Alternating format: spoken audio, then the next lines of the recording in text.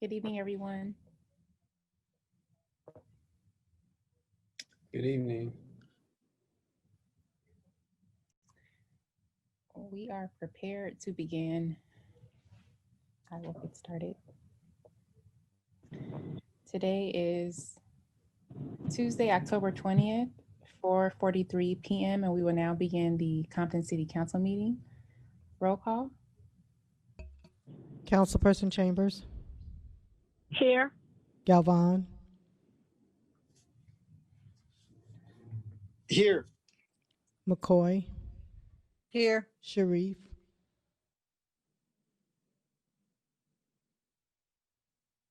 Sharif,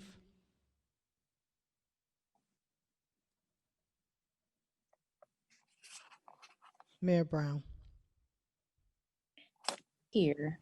Councilman Sharif is having a hard time unmuting her device, so maybe someone can assist her as we move forward to closed session. I believe staff is with her now. Oh, okay, forgive me. Thank you. She sent a message. Please proceed forward, Madam Secretary. Thank you. We are now at public comments on closed session items. Our first speaker is Robert Ray. How much longer are you going to drag out this Bradford case? How much is it costing us, the taxpayers, to drag this out? It's time for a settlement. Our next comment comes from Bob Adams, Business Representative, ASME District Council 36. Dear City Council, on behalf of ASME Local 2325, we noticed that the topic of contract negotiations was on tonight's agenda. The last record that I have regarding the contract negotiations meeting for ASME Local 2325 was at the end of January. Since then, we have been preoccupied with COVID issues within the Controller's office that led to the departure of all upper management staff and eventually the layoffs. Notwithstanding unfair labor charges and grievances being filed against the city, we have attempted to cooperate by engaging in the meet and confer process for over 40 job specifications and city's proposed restructuring. However, these meetings have ceased. We await the city manager to continue the process. But with regards to the status of contract negotiations, we have not received significant feedback from the walking through our proposals since the end of January. Please know that ASME Local 2325 stands ready to resume contract negotiations as well as the many unresolved matters that we have at the table. And that concludes our comments for closed session. Mr. City Attorney. Thank you, Madam City Clerk. For closed session this evening, there are two items. Conference with labor negotiator, agency negotiators, city manager, and assistant city managers, employee organizations, AFSCME Local 2325, AFSCME Local 3947, SEIU Local 721, Compton Firefighters Local 2216, and miscellaneous employees pursuant to California Government Code Section 54957.6.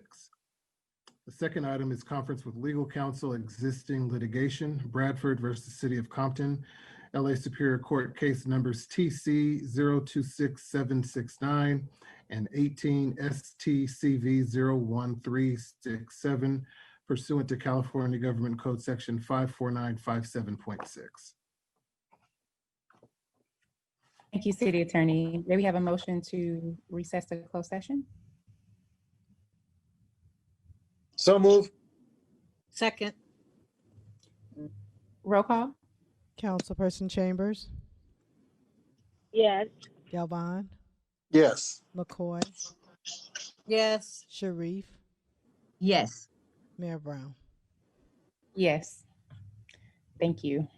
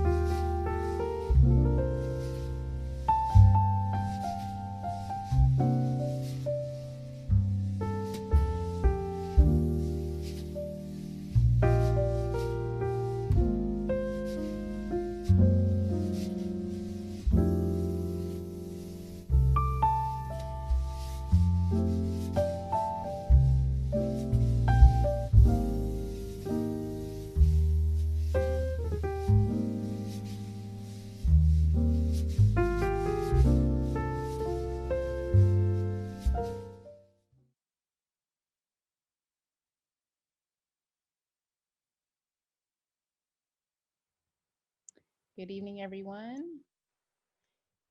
May we have a motion to reconvene from closed session? So moved. Second.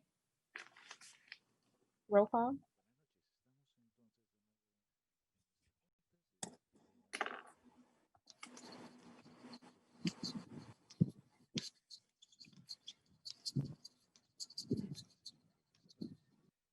Can you hear me? Yes. Councilperson Chambers, Yes. Galvane, Yes. McCoy, Yes. Sharif, Yes. Mayor Brown. Yes. We'll now proceed forward with a report out of closed session from our city attorney.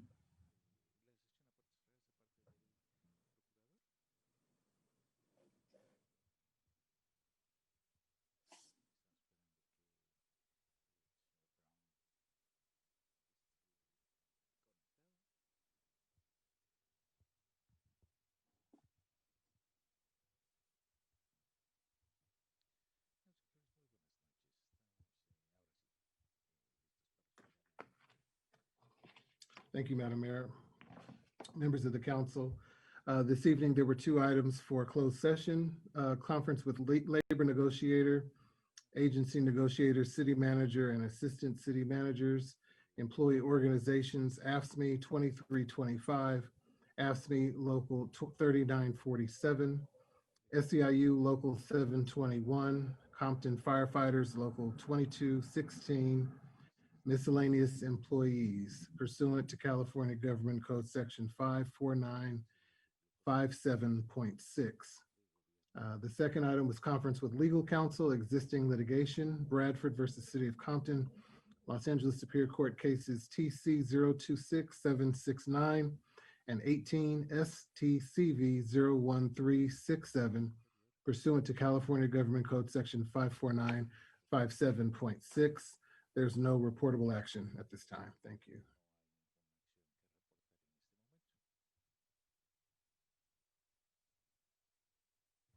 Thank you, City Attorney. Madam City Clerk, we're ready to proceed forward on tonight's agenda. Thank you, Madam Mayor. We are now at public comments on agenda and non-agenda items. And our first speaker is Anna Franklin. Let me remind you all of Compton's sordid history with trash. Promising Walter Tucker, who actually was elected to Congress, and Councilwoman Patricia Moore both can tell you how their hands got dirty handling trash and they were hauled like trash off to jail. Now, it is apparent that last week's meeting that Asia Brown and Michelle Chambers have gotten dirty with Screaming Eagles trash. I'm sure it won't be long now before trash, literally, and trashy people send Asia and Michelle to jail. Now, about this giving 800 families free income. We know that the mayor is a liar, so show me the money. Yes, she has a few millionaires on her committee that is stacked with a few of her community cronies, but wait until they investigate the mayor's history for starting initiatives she cannot finish, or she wants to funnel funds into her own nonprofits. Beware. Can't wait to see how she funnels all the money to her friends and family. This will crash and burn. How will she determine who gets anything? 800 families is not even 1% of the population in Compton. She laid off plenty of employees while the union stood idly by, while she continued to give her friends contracts extensions. I'm sure some of the employees she harmed could really use some of that money. Oh, but she doesn't care about them. They were targeted by her and her city manager, Craig Cornwell, assistant city manager, Fina Simmons, whose husband got wages he was not entitled to, and her budget officer, Mario. I hear the quack of a city attorney, Damon Brown, hosting liquor-filled parties in the city hall office. This is not your private practice. This is the resident's office, and you should not violate it. You shouldn't do that where you live. You should, or you wouldn't do that where you live in Pomona, promoting drunk driving. Show me the money. Our next speaker is Cynthia Macon. My Brother's Keepers was voted and passed by a resolution of the Compton City Council.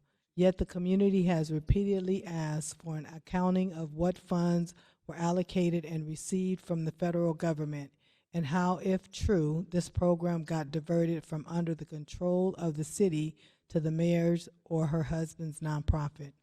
Why is there not one single council person able to answer these questions? Why does the city clerk and city manager do not have any answers, and where is the documentation? Another question is, what happened to gang intervention funding with activity clearly on the rise and reversing? The same question about the COVID funding.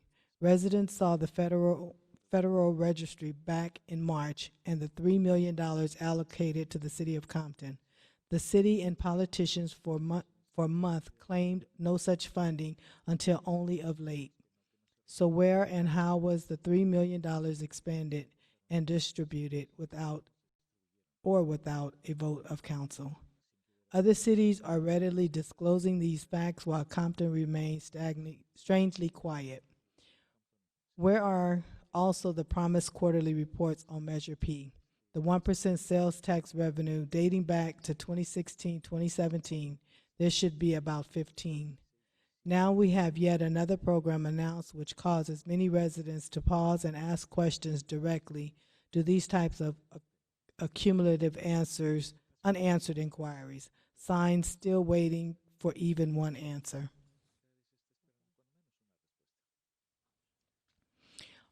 Our next comment comes from Jeremy Pratt, Mayor and City Council. Over the weekend, I had a burst of energy and decided to go for a walk. I just happened to walk past the falsified address of fraudulent council member Michelle Chambers. There was a baby shower in full swing, no social distancing, half-mask guests, and guess what? No Michelle Chambers. I guess she wasn't invited, so she stayed home in the city of Inglewood. Please, voters in the 1st District, sign the recall petition. Again, City Attorney Damon Brown does not live in the city of Compton and did not live in the city of Compton when appointed, not elected to the position of city attorney. Damon Brown lives at 728 Val Vista Street, Pomona, California, as his neighbors in Pomona. He lied under oath in the city clerk's office and should be reported to the State Bar Association and the district attorney. Our next comment comes from William Kemp. Good afternoon, Council. Can the Council answer why the city hasn't raised the fines, turned off utilities, or seized properties of illegal marijuana dispensaries? This time, I'm hoping you answer. Also, I asked, what is the interest rate for the bond? What is the payback schedule, and what is our recovery time? How much do we currently owe in bonds? What's our credit rating? If low, does it have an effect on the amount of money we can borrow, as well as the terms and interest rate given? Our next speaker is Adolfo Vares. Good evening, Honorable Mayor Asia Brown and the City Council. As you are all aware of, I am Executive Director of the Latino Chamber of Commerce of Compton. We are excited to announce another grab-and-go food giveaway in partnership with Compton 4th District Councilwoman and Our Lady of Victory Church this Saturday, 10 a.m. to 12 p.m. while supplies last. The address is 519 East Palmer Street, Compton, California, 90221. On a second note, the Latino Chamber of Commerce of Compton has partnered up with Compton 3rd District Councilwoman Tana McCoy on doing a Halloween trunk and treat event at the Burrell McDonald Park. The address is 2516 West Alondra Boulevard. We will be giving out bags of candies and more. We will also be doing a costume contest, and who wins first place will win the brand new Nintendo Switch. Second place, a $100 gift card, and third place will win a $50 gift card. To be part of this costume contest. You need to take a picture of your child in the costume and use the hashtag Compton Strong and hashtag LCCC costume contest in order to be placed in the contest. The winner shall be picked by Councilwoman Tana McCoy. The event shall start from 6 p.m. to 9 p.m. Make sure you dress up in your spookiest costume to have a chance to win a brand new Nintendo Switch and gift cards. If you would like to know more upcoming chamber events, please visit the Latino Chamber of Commerce website at www.comptonlatinochamber.org. And I will end this with a thank you all for your time. Our next speaker is the Holyfields. Hi, Alita. I hope you and your family are well. I am sorry that my request could not be typed today. Good evening, Madam Mayor and Council. We are the Holyfields, Benjamin and Emily Hart Holyfield. We wish to have a crime commission consisting of 5 members to work with the sheriffs in helping to rid our community of crime. The members should be treated with dignity and respect. They should be provided with all resources, including nameplates and badges. These members should be able to work with the sheriffs and at the same time tolerating no police brutality. We support the sheriff. Thank you. Our next speaker is Connie Halbig. I think this is really terrible. What both Craig and Asia are trying to do behind the residents' back is totally wrong. We do not need 2 more bonds on us. You both put us here with all the misappropriation of the funds we had for Asia's projects and own bank account and others. When the April elections come, let the people decide if they want another bond, not you. Most of us say no. With the monies we had, you squandered for your own interests, not what it is meant to be for. Asia, you stated you had the monies to repair the streets. What did you do with it? Put into your own marijuana business? I will be so happy when you all are gone and we can get back to the real business that matters to the people of Compton and have everything repaired and employees returned that was doing as good of a job as possible. Asia, you have lied so much about everything possible to try to stay in office. But we see right through you for the lies you have told. All I can say is mama baby, daddy's maybe. We weren't falling for it anymore. This won't get you anywhere anymore. Time is up for most of you there. A new day is coming soon. Damon Brown, start doing what you should be doing and closing these marijuana shops down. There is no excuse. We voted no and just let this go on. And you just let this go on. There is no excuse why they can't shut that down for good. Put your big boy pants on and close them down. Good night. Our next speaker is I am Joyce Kelly, and like the people who know what's happening in Compton, am concerned with our government being handled by a dictator or dictators without having input from the people. Each of you, council members, excluding Michelle Chambers, who don't live in Compton, should be concerned that Asia Brown owns many homes in Compton and she isn't from Compton. She makes $600 per month as per the city charter that you two receive. Yet you all have nothing but continue to give that dirtbag whatever she wants by way of the unqualified city manager. She got her penny tax and lied about fixing all the potholes in Compton. Also, she was to give money to Parks and Rec, yet parks are closed and employees are fired. She said money will go into the sheriff's department. People of Compton don't want you to issue another bond. Revenues are to come from outside with knowledge of managing a corporation. What happened to the billboards money along the 91 freeway? What happened the coronavirus money? Who knows how much? What happened to the census education money? Another one of your nonprofits profited from the money. Are you, Alita or D, turning the sound off when you don't want the people to know? It had better stop. Those are former records which you, Alita, are responsible. Our next comment comes from David Richardson. For several years, former Councilwoman Yvonne Arsenault raised money and fought for the development of the Alondra Regional Park. More than $10 million was raised and plans were drawn, but the park was never developed. I would like to suggest that the city bring back those plans, develop the park, and name it the Herbert Arsenault Regional Park.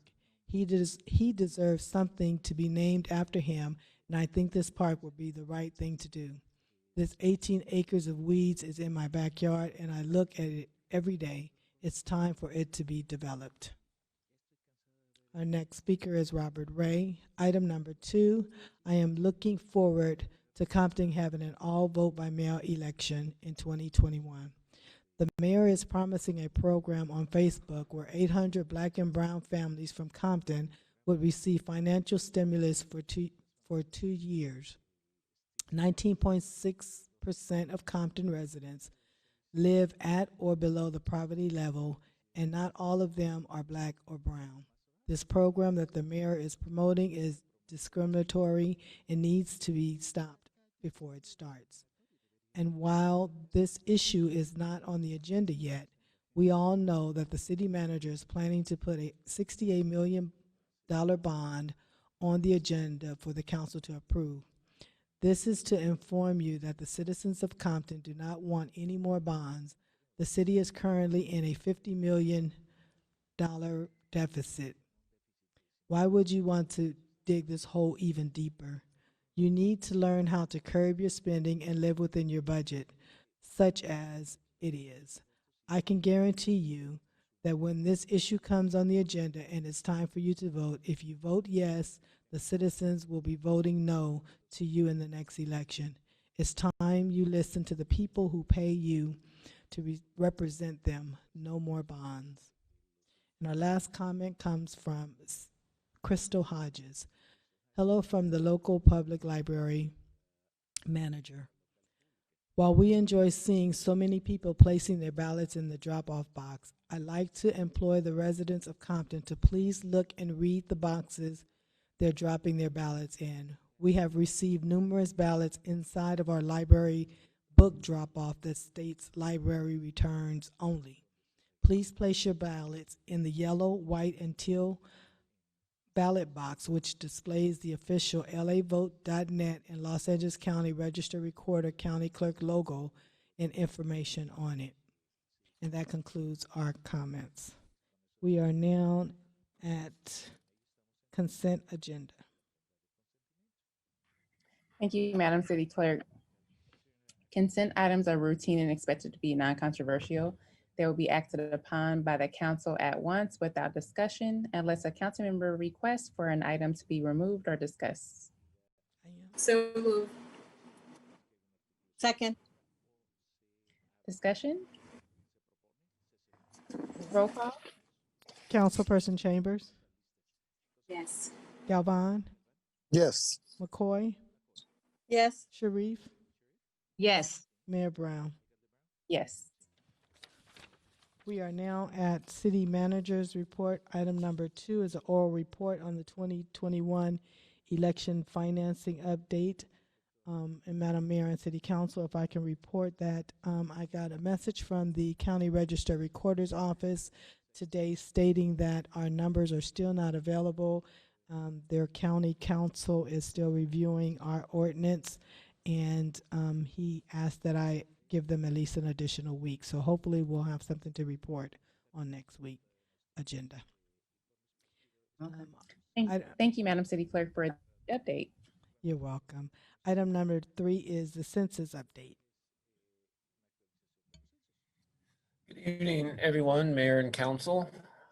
We have Good Dr. evening. Ralph on the as an attendee in the meeting to give us our census update for this evening.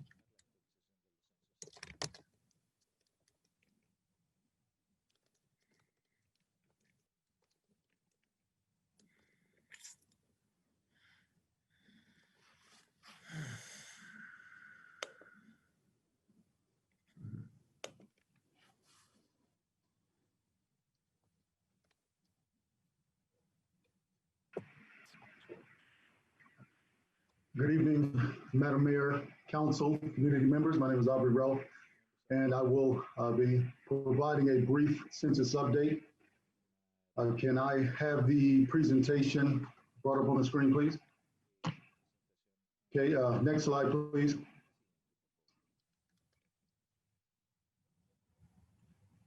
Next slide.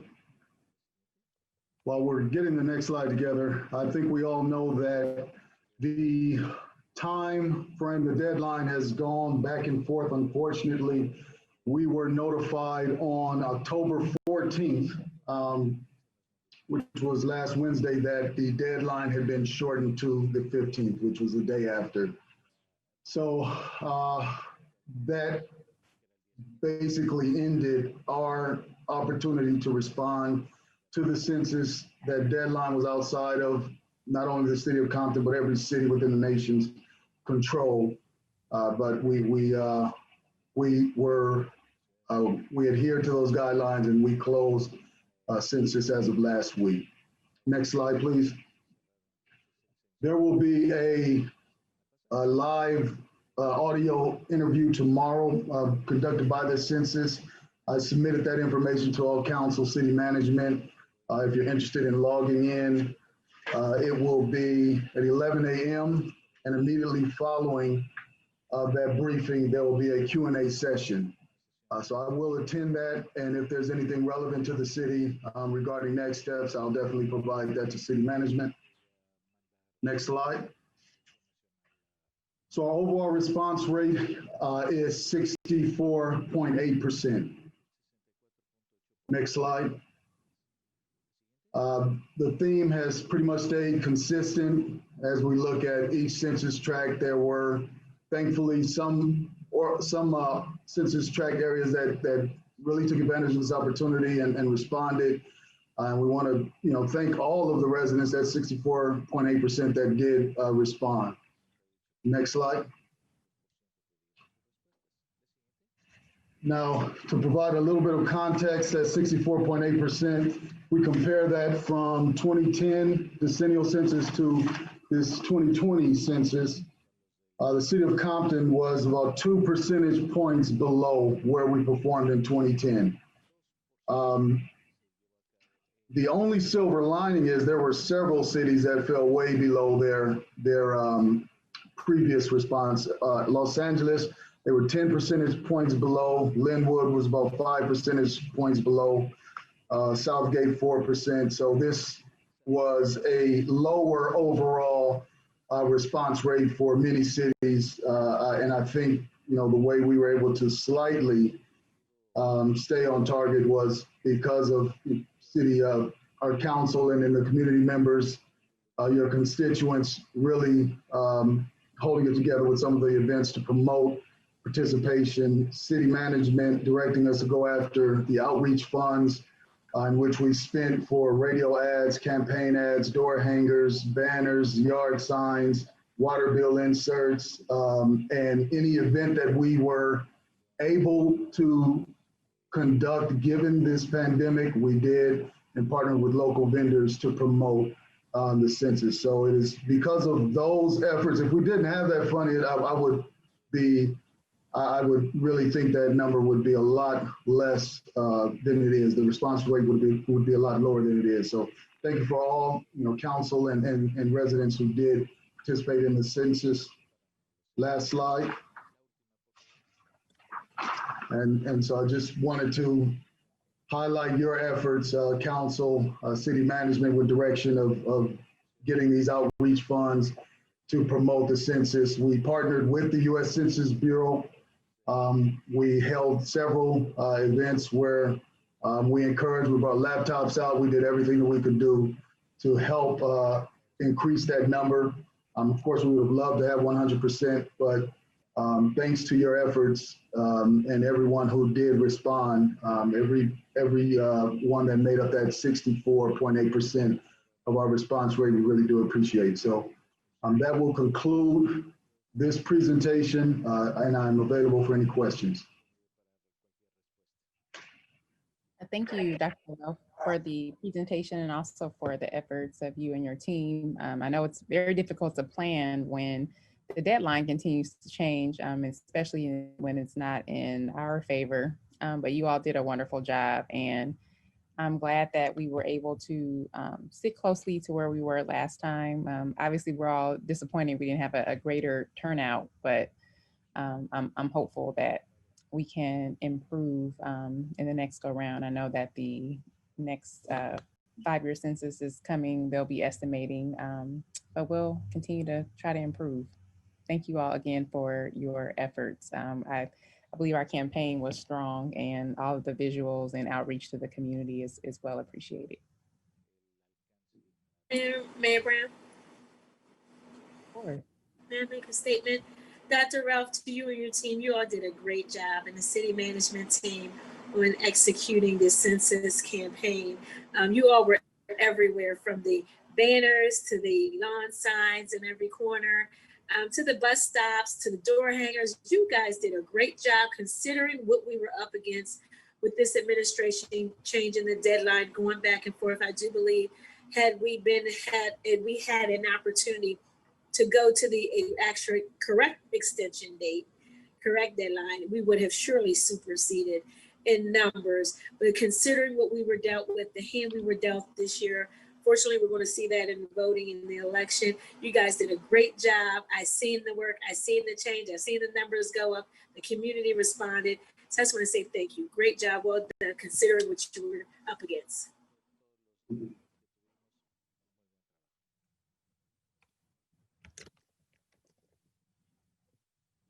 Madam Mayor, Yes, ma'am. I just want to say echo the same sentiments. You guys did a great job with the outreach. We did the best that we could. I wish that we had had more time because we were planning some things in each district, and I wish that we had had more time, but with the way they dealt us, we did the best that we could. And thank you guys for all that you did. It did go over well. You guys did come out to a food giveaway, and you did a whole lot, everything that you could have done, except extend the deadline. So I think you did a great job, and thank you.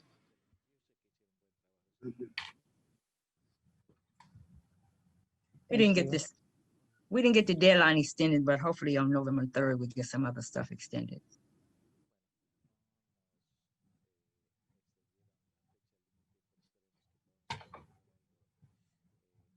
Thank you all. Oh, Councilwoman Sharif, Yeah. you were on mute. I'm sorry. Yeah, no, You're I back know, again. Mom. Yeah, I just said is that unfortunately, you know, there was a kind of a setback, and kind of I think all of us was disheartened when we found that the date was not going to be extended to the end of the month. And so that was something that really just kind of threw all of us for a loop, because when I was at the city council meeting, when it came up on my phone, the deadline, I'm like, what? Yeah. So I was really taken back by it, because I know we were anticipating other things other things happening, because I know Councilwoman McCoy was also trying to have her event, and I was so happy I had mine early. So I was like, I had mine early, and it turned out pretty good, but I wish we could have done a lot more, but we did a good job. And you guys got, honestly, I was telling someone, Melissa was at my the food giveaway, and she was working and getting everything out there. We had people talking to people and making sure that they you know, those that did not speak English, we had them people out there able to speak to them in Spanish, and trying to make sure that they actually had getting theirs done. And then she was also at the event up there at Target with us, working the same thing. So it turned out pretty good for us. So I just wish we could have just had that extension, that at last 15 days that we was looking for. I think we would have been okay. So again, I really want to guys. Yeah, thanks. But we still have November 3rd. Right. Gotta keep pressing forward. Thank you all so very much. Thank you again, Dr. Ruff, to you and your team. Pleasure. Thank you all in each council area. The push that you all did, the events that we were able to pull off, it really helped, and helped a lot of community members, and really were able to even partner with local vendors. So I think it was a good overall push, collective push from the city, from leadership all the way down the staff. And also I want to reiterate what you said, Councilperson Sharif, with Ms. Melissa Freeney, who really pushed hard, and all of the grant staff was involved in this push, up to Assistant City Manager Michael Antoine Trefina, and and Craig for giving us the authorization to go after the grant, which otherwise we wouldn't have had these funds to do. So thank you all. Thank you. Definitely a team effort. I'm really proud of our entire team. Thank you all again. Thank you.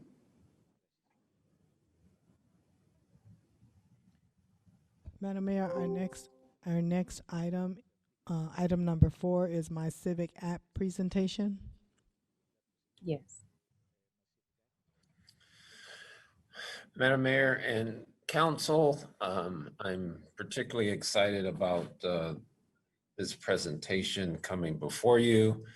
As Mr. Swanson gets prepared, this is involving our Compton app.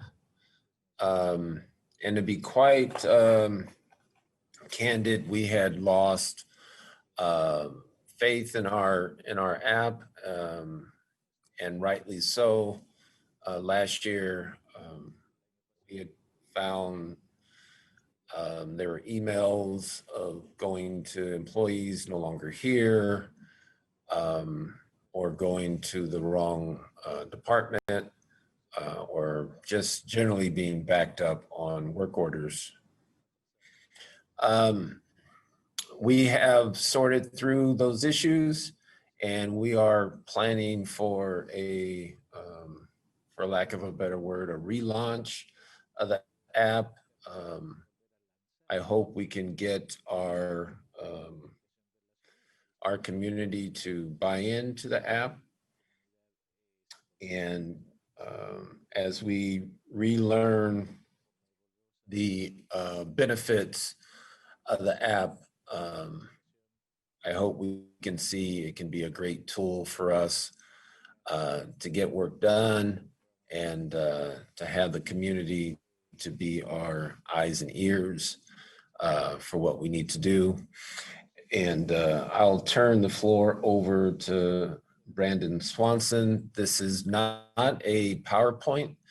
This is his, this is the actual app as that he's going to go through for us. So, Mr. Swanson. Thank you, sir. Can everybody hear me and see my screen okay?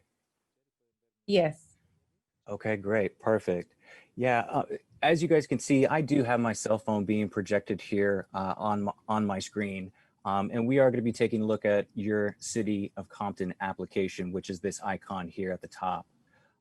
Just so you guys know, this platform does support all Android and iOS devices, which includes all phones and tablets.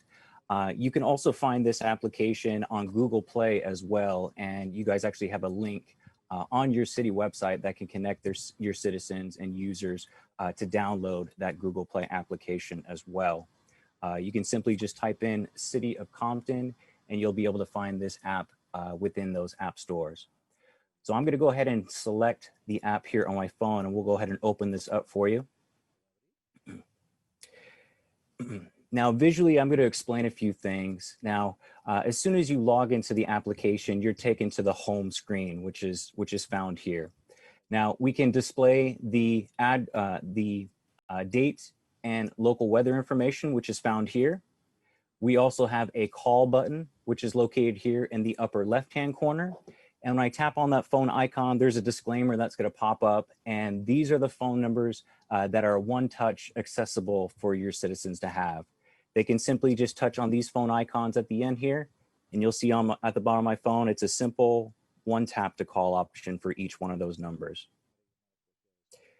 Now, we also have a slide out menu, which is located here in the upper right-hand corner. It's these 3 blinds that you see here. And when I tap on those 3 bars, that's going to open up your slide out menu. And as you can see, you'll be able to configure which modules you'd like turned on here on the slide out menu, and then which modules you'd like here displayed on the home screen option. Now, I'm going to be walking through these modules here, and we'll start with the report an issue module. When I make that selection on my phone, there's going to be a disclaimer that pops up, and this is going to allow the user to type in their user information, which is their first name, last name, email, and phone number, or we do have a stay anonymous button found there in the lower left-hand corner. Now, these are the issue types that your citizens will be able to report directly from their devices. As you can see, as I scroll down, there's a couple of other ones. And the most common one that we've seen as far as a layout option goes is for graffiti. Now, I'll just walk you through what it's like to report a graffiti issue from a citizen's perspective. So when I select graffiti, it's going to then geolocate my position. But because I'm not in the city of Compton, that's why you saw that little message pop up saying that I'm on the outer skirts of the city limits. So those individuals that are going to be reporting issues, it'll notify them when they've gone past those city limits. Now, as you can see, if I was here, this is where I'd be located. It geolocates my position when I open up the app. But let's say I want to report a graffiti issue as I was driving home or driving to the office. I can simply just move my thumb on my screen here, and you'll notice at the top, it automatically recalibrates that address, or it could be manually typed in. Now, once we've made our selection as far as where this issue is located, we then select next again, and it's going to give me the option to add any notes, maybe include some additional information about where exactly is this graffiti located, maybe at the east wing, west wing, wherever it might be, to give those staff members some more detailed information as far as where they need to go once they go out there to tackle this issue. I also have some options which you can see here, which allow me to take a photo of that graffiti issue directly from my device, and they can take more than one photo if necessary. And then finally, down here at the bottom, we have the option of submitting this issue anonymously or submitting it with the information I provided at the beginning, my first name, last name, email, and phone number.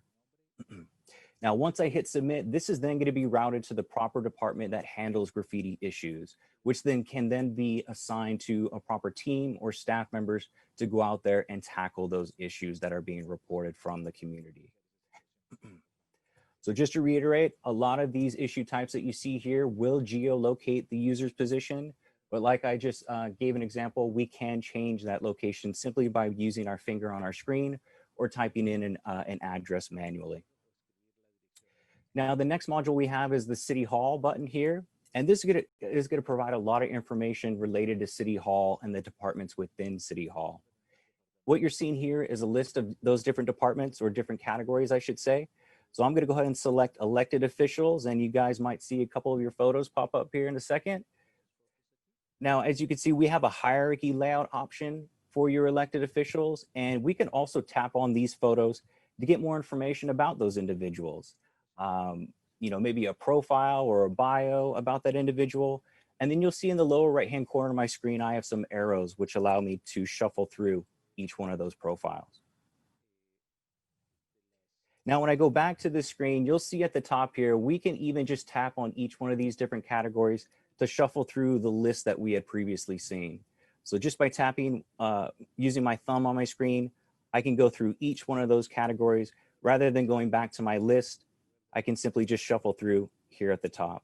And as you can see, each one of these different departments provides an overview of that department, giving you the latest update and information to that department.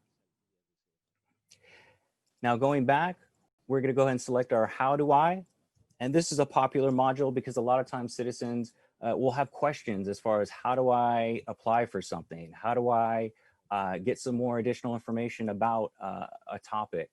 Well, here, just by simply clicking on each one of these different categories, I'm going to go ahead and select Apply For. It's going to take us to another screen with some subtypes to choose from. So in this case, I have another option as far as how do I apply for, let's say, a business license? How do I apply for a job at the city? This will redirect me to that information per my request. And then as you can see here at the top, I can simply just shuffle through those different categories with my thumb from left to right. Next, we have our list of services that the city provides. Here's our list of services. And then we also have a list for senior services as well. The calendar and news. Now, the calendar and news is connected to the city's website. So what this is doing when I select calendar, this is taking me to the events calendar found on your city website. So anytime I want to find out any upcoming events, I can simply click on that calendar icon. And as you can see here, October 20th, we are literally sitting in the council meeting that's being posted through the app. As I scroll down further, it'll then give me the option of viewing upcoming events. Those boxes that you see around those dates are upcoming events. And then you do have some filtering options down here below if you need to search for something specifically. News. The news is connected to your latest news found on your website as well. So anytime any changes or updates are happening there, it's automatically getting pulled into the app as well. And that also includes tying in your social media accounts as well. So we have a social tab here that I can select, and we can get your latest Twitter feed and Instagram posts as well.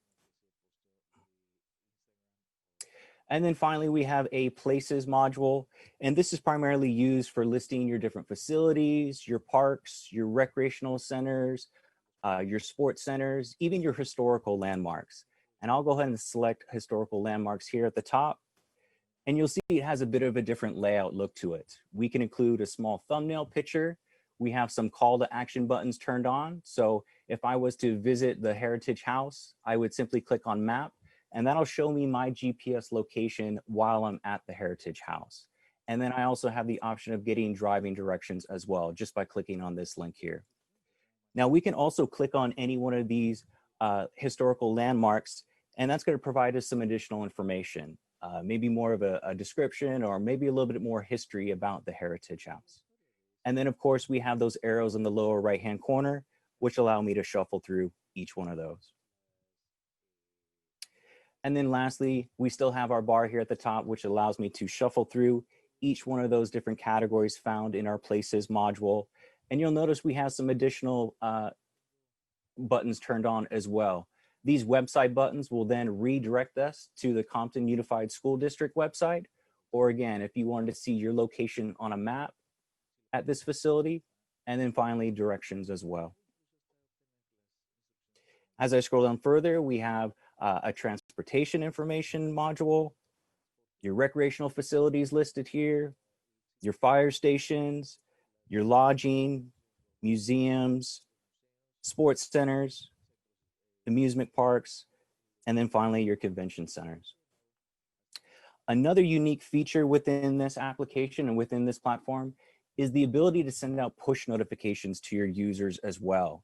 So you can either schedule those ahead of time, or you can send out a push notification to your users that have downloaded your app directly to their phone. And that's a great reminders tool, especially during this pandemic period where, you know, updates and changes are happening every day practically. We saw our push notification feature get a lot of use back in March and April, when cities were sending out push notifications, letting their citizens know where they can go to get tested, or where they could drop off food for food banks, or even where they could donate blood. So keep in mind that push notification feature goes a long way for sending out those reminders. Any questions so far, or any questions regarding any of the modules that I've gone over? Hi, Brandon. This is Michelle Chambers. How are you? I'm doing well. How about yourself, Michelle? Good. I have a question. Sure. You stated the push. Maybe I missed it because I'm following you along on the app on my phone. So I was trying to go back to, where's the push notification? The push notification is simply a text that's going to be sent out to the users. And that functionality is actually found in your content management system. That's the system that you manage. Oh, okay. I thought you were saying on the app. So the second question is, will the app have COVID resources on it, or testing resources or anything? You know, what we've seen from our clients is they've actually turned on a COVID information button, and I'll actually show you what that looks like in my demo app that I have here. And that's something that our team can turn on for you. So you'll see this little COVID-19 update button could then, you know, transfer a user to maybe a dedicated page or a site that you guys have related to COVID and what's taking place in your area. But our team can set that up for you, no problem. And who will be responsible for updating the app itself? Well, we do have a help desk option when you log into the content management system, and that's a direct message to our support team in case you ever have any questions, or if you're unsure of how to make a change, or if you want to go ahead and turn on a COVID update information button, you can send us a help desk ticket, or we do have live chat available as well. You'll see a little link at the bottom right-hand corner in the content management system, and that's a direct connection to our support team. Okay, thank you. Those are my questions, Brandon. Thank you very much. No problem. Madam Mayor, Yes, ma'am. I did have some questions, and these questions are coming from the community because I spoken with Craig. There's a lady that if she had been having such a hard time, actually, at one time she said the app was working and she had such a hard time trying to get into the app and actually submit some things. They even, I think he had to help as far as trying to report these things for her. So I'm just wondering if we, if they have made changes in it, any changes at all, or just the regular app the way it was, because according to a lot of the community members, they're saying that it never worked. They were never able to submit anything through it. So I'm just wondering if there have been some changes made in this, Brandon. No, there hasn't. I believe I sent a test report an issue a few days ago, and I think one of your administrators actually reached out to me asking if somebody had gotten back to me in regards to that issue that I had reported, but I quickly apologized and said I was doing a demo at the time. I apologize. That was just a test that I had added in the notes section. So from my end, as a citizen's perspective, when I submitted it, it went through fine. So I'm not sure if the issue had gone, hadn't been seen in the content management system when it came in. There could be a number of different factors. Okay. Councilperson Sharif. Yes, Mr. City Manager. I believe a lot of the challenges with the app were on our end. Okay. With the mapping, the email mapping, and other issues. So that's what we're working through, and it'll be managed through my department with the help of Mr. Swanson's team. That we would ensure a better product moving forward. Okay, then what you're saying to me is that the some of the issues that they were having, you guys have been able to resolve those issues, and moving forward, everything should be okay. Yes. And okay, that's what I want to hear, because I've gotten several calls in regarding it, and talking about the fact that when they no responses when issues are submitted, and there's no follow with the resolutions as to what resolutions or anything. So if those have been addressed, and so I just let them know. So moving forward, we should be okay. But if there's some other issues that arise with this, how will we address that? We're gonna keep monitoring this this app and its effectiveness, and we'll address anything that may come up. Okay. But that's why the mapping and where the complaints are going to, and I mean, that's why it's critical of the effectiveness, because if it's going to an email that's not in use, or an employee that's not responsible for that issue, you're going to get either delays or non-responses. So we've spent months going through why we had challenges last time, and we're ready for the relaunch now. Okay, thank you. One other question, will we be having any type of PR campaign regarding this, so we can make sure that the community now get back on board, since they kind of moved away, so we could have a PR campaign to make sure that the community know that the app is working, and try to get them more engaged as far as using it? Yes, we are. Okay, thank you. Mhm. Thank you so much. And our team could be happy to share with you some of the success stories that our other clients have had through, we have what we call a 40 slide PowerPoint presentation, where we can give you some of those ideas as far as how you can market the app within the community, by having posted QR signs, by the library, police department, city hall. So that way when they're walking by, they can easily just take out their phone, scan that QR code, and they have that app directly on their phone, within a couple of seconds. So we have a lot of canned social media posts we can give you as well. So that way you can get the word out on Facebook, on Twitter, and really launch this thing. Okay, thank you. I think that'll be a great idea. Thank you. Mm-hmm. I think we're going to push for like a November 1 date and build it up leading up to November. So Okay, I great. think you'll be happy with it. Wonderful. And I know when we launched the app initially, it was more of a beta to figure out what we needed to change and just to figure out how users were able to access certain features, but it was very effective. And I found the geocoding was very accurate. It literally picked up addresses when you're taking photos.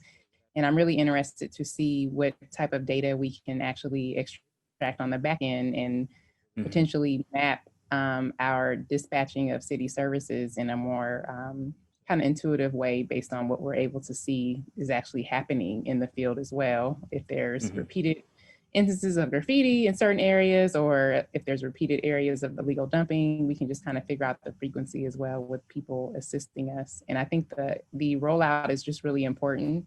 And I'm looking forward to learning more what we plan to do in order to connect our residents with this tool. Because I think if we are focusing as well on the safety aspect of being able to send push notifications in the case of an emergency, and then I have some other questions just on how we can layer additional data. I know the city has our own emergency response system. So if we're able to upload that data and mesh it with this data that we're able to receive and maybe have a more cohesive master list, or even if we're able to send text messages and invite people to download our app. So I think the possibilities are limitless, but I think there's no need to reinvent the wheel. So Brandon, I do look forward to looking at what other cities have been able to utilize in order to get their app in the hands of users. But I think that it's a great time to relaunch and then also to help promote people to use this feature, because I think we're all forced with using technology in new ways, especially in the latest times of COVID, and just even all organizations, all industries are having to adjust and obviously do more with less people and relying on more technology to help us fill those gaps. So I think it's a great opportunity to increase the level of service to our residents and also help shift culture and help them help us keep our city clean as well. So I think it's a good tool to generate some more community participation too. So thank you, city manager and team, and Brett, and of course your team, in updating the app. And lastly, I would like to ensure that as Councilwoman Chambers noticed that we should include a COVID-19 button. We do have a COVID web page on the city's website that has readily updated information on resources relative to relief in the community. So it'll be great to have that as well. Okay, well that's great news to hear, Mayor. If that's already pre-established, I mean, we could turn on that button for you by tomorrow. I can make a note right now and have my team reach out to you, and you'll see a new COVID-19 button appear here by tomorrow, if you like. Of course, I'll send you a link now in the chat. Thanks, Brandon. Okay, great. Sure.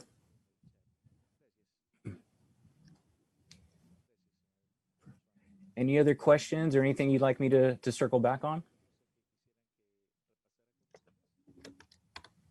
No, looks great. I don't have any questions yet. Any additional questions?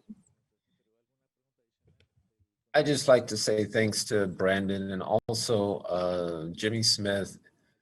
Our employee has taken it upon himself to make sure this app is going to meet our expectations, and he's listening as an attendee. And I want to say thanks, Jimmy, for all your work on this project. Yes, it is greatly appreciated. Thank you so very much. Yes, thank you, Jimmy, on my side as well for setting all this up and making it a smooth transition.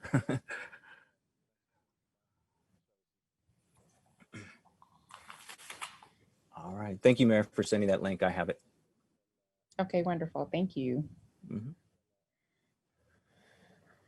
All right, All right, we'll talk with you soon. thank you.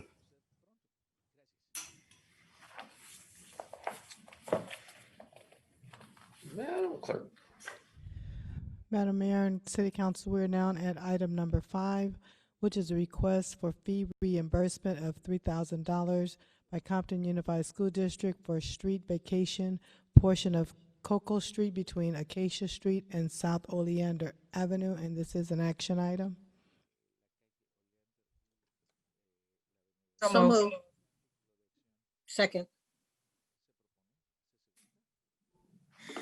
Madam Mayor and City Council, this matter is in connection with the Compton High School reconstruction project. There's a request.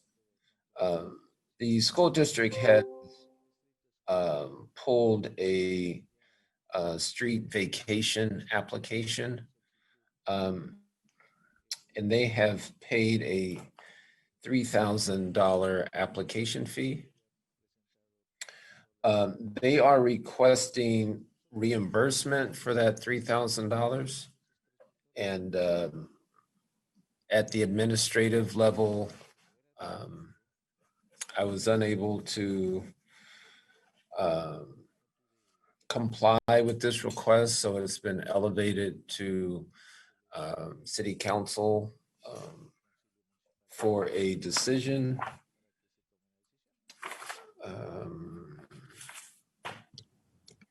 If you have any questions regarding this request, I or the city attorney can try to respond. Madam Mayor, I don't have any questions. I do have a statement because I kind of spoken with the city manager when this first came up. And at that time, I knew that he could not waive the fee. So I expressed to him what my concern was and told him that because of the relationship that I really feel that we as a city need to try to build there with the school district. And because as a school board member, I know I used to always was always trying to make sure that the city, whenever something came up in regards to the city, that we do not charge the city, that we, because of the fact that we are all here together and we're working on behalf of this whole city together. So I felt as though that since he could not waive the fees, that he would bring it forth to the city council and give us an opportunity to make a decision in regarding that. So I didn't mention to that before to him. And so, but I didn't know they had paid it. And then I got a letter from the city, from the superintendent, saying that they were required to pay it, that they had to pay it, and that they were asking if we would consider reimbursing it. So I have a couple questions. I just want to know, is this relative to the new high school, $350 million high school that we're talking about here? It is from what my understanding is, Mr. City Manager, you can answer, but I think it is relevant to the high school. Yes, it's. Oh, please go ahead.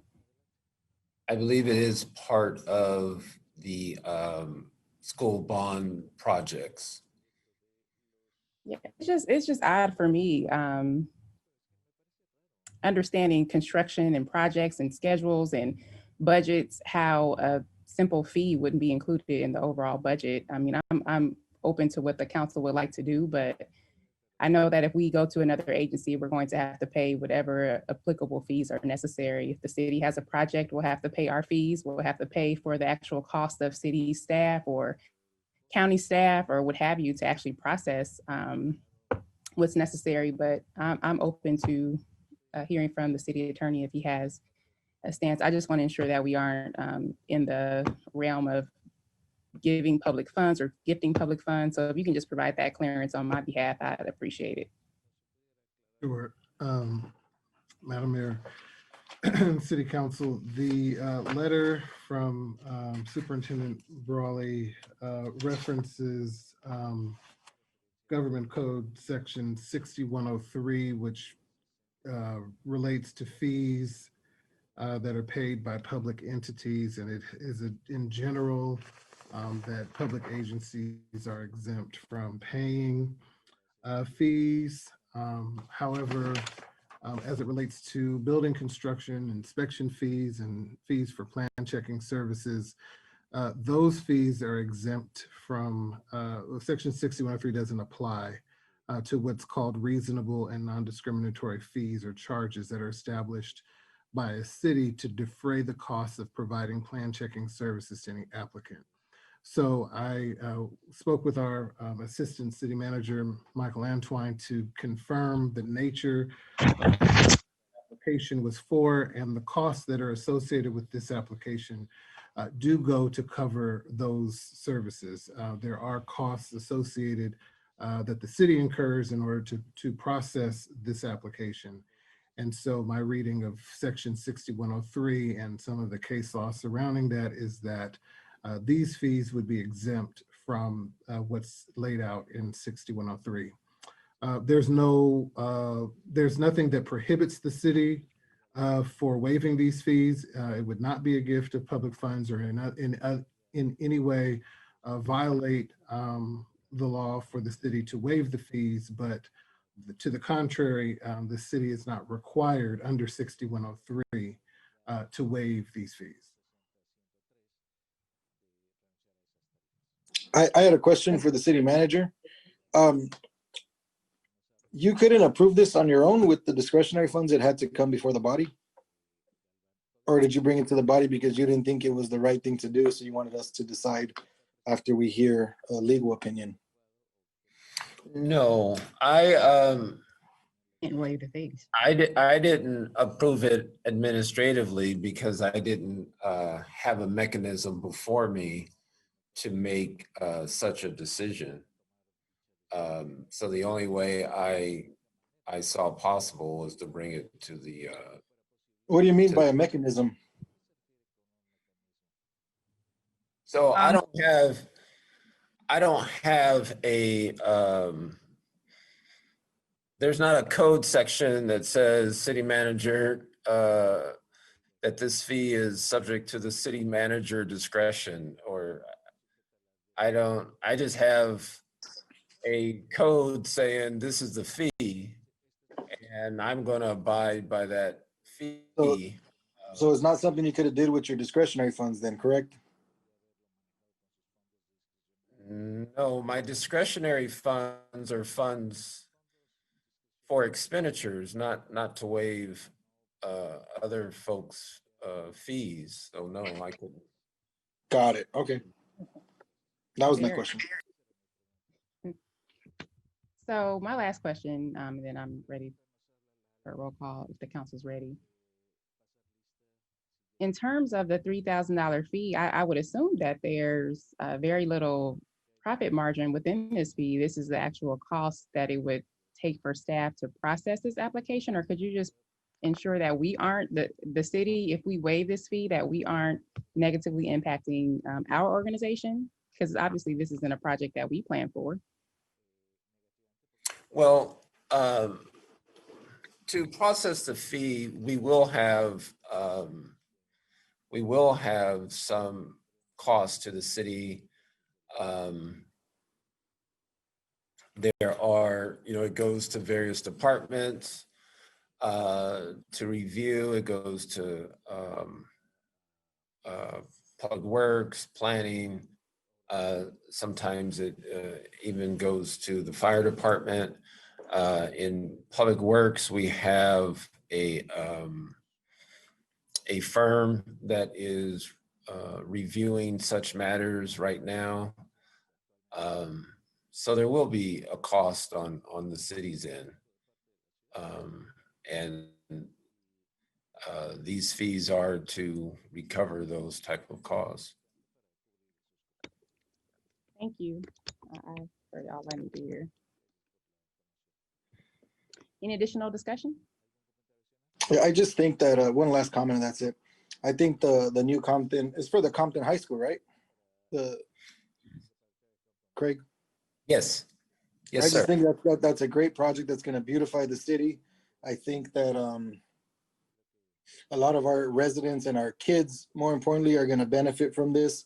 I think it's something very small, especially with a lot of the spending that I think is wasteful that goes on in the city. I think this is a more than justified expense because it's an investment into our future, which is our children. So that's just my comment, and I'm ready to vote like everyone else. And Madam Mayor, Yes. I just want to say that, I know that I've had events where I've utilized property on the school district and they've not charged for it. When I did my was it the 5K run, I utilized Centennial and a couple of other facilities. And so I just think that I'm trying to promote us doing better as far as getting along and, promote that we try to assist other agencies. So I don't have a problem with the reimbursement.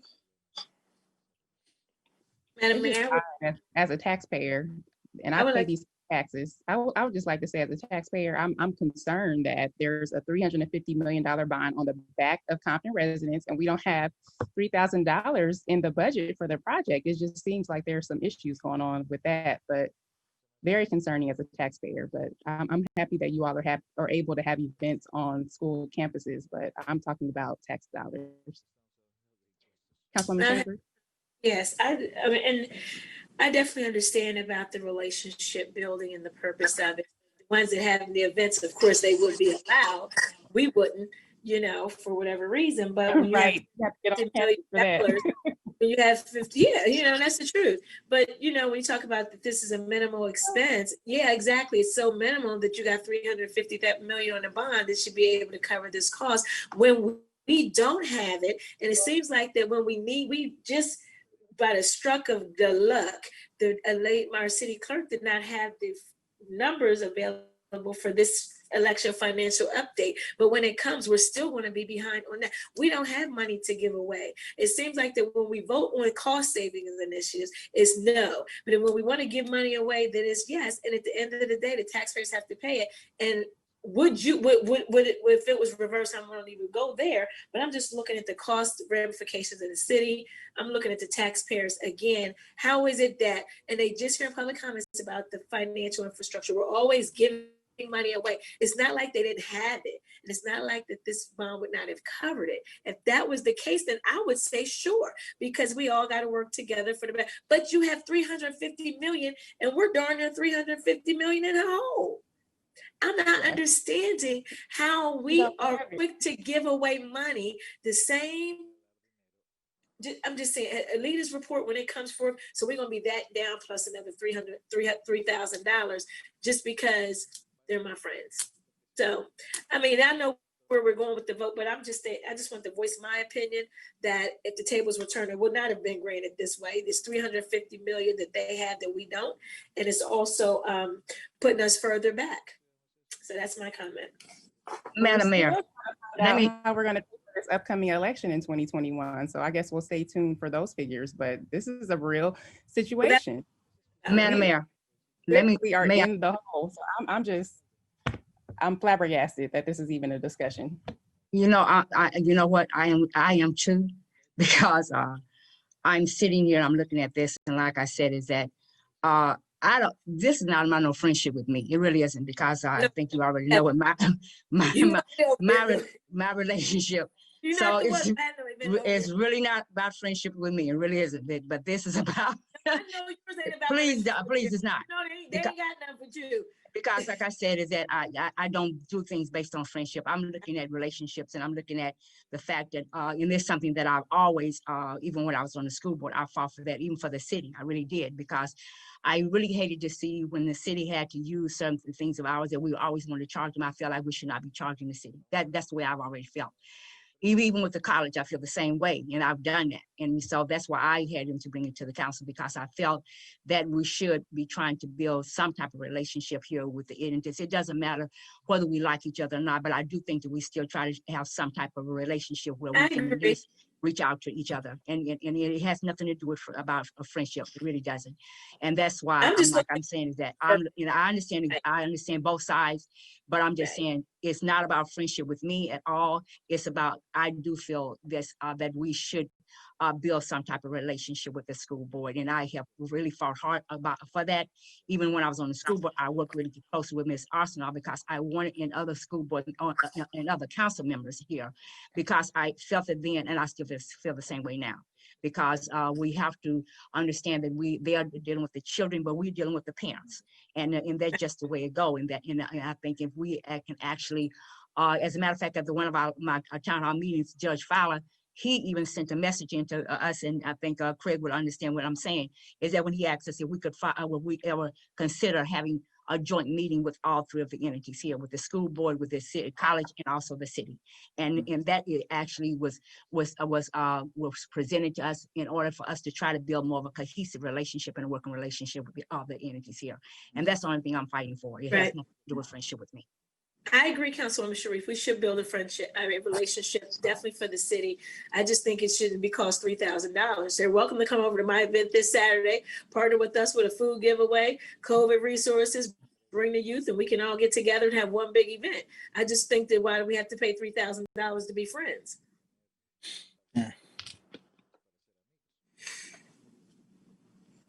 Well, and just for the record, for the benefit of the residents, I do take collaboration very seriously, which is why I have on several occasions reached out to the school district, to the college. We've even sent a letter to invite those parties for a joint meeting. So I do take collaboration very seriously, but I do agree wholeheartedly with Councilwoman Chambers that it shouldn't cost $3,000 to spark up open line of communication, especially when there's a $350 million bond on our backs as taxpayers, that this fee should be included. So it's an odd request, and I'm appreciative that the city manager brought this forward for council, and I can see why he had some consternation with moving forward with this as well. And just one last comment. Like, I don't see this as a $3,000 fee to try to become friends with somebody. At the end of the day, we're all elected officials. Every member of this city council, from the clerk to the mayor to all of my colleagues, as well as every single member of that Compton school board. This is an investment in our kids. It's not like we're giving away a $300,000 contract to one of our friends, or $1 million consulting gig to somebody else, or hiring somebody in City Hall that's not qualified. This is the way I'm seeing this, as it's an investment into our future, which is our kids. Kids that live in every single district from 1 to 4 are gonna, some kids in each district are gonna attend that school. And I just think it's something so small, and it's being painted as it's like something illegal, or it's a kickback, or it's just because they're your friends. And that has nothing to do with it. I'm friends with everybody, even the people that don't like me, I'm friends with. So this is just, for me, my vote is gonna be a vote for an investment in our kids. And that's all I'm gonna say about that. Roll call. Councilperson Chambers.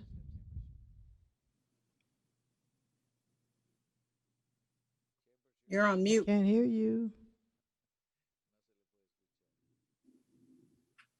No, they have 350 million. We don't. No. Galvan. Yes. McCoy. Yes. Sharif. Yes. Mayor Brown. Absolutely not. Thank you. Madam Mayor, we are now at council comments, and if you don't mind, I would like to make a public comment. Of course. Announcement.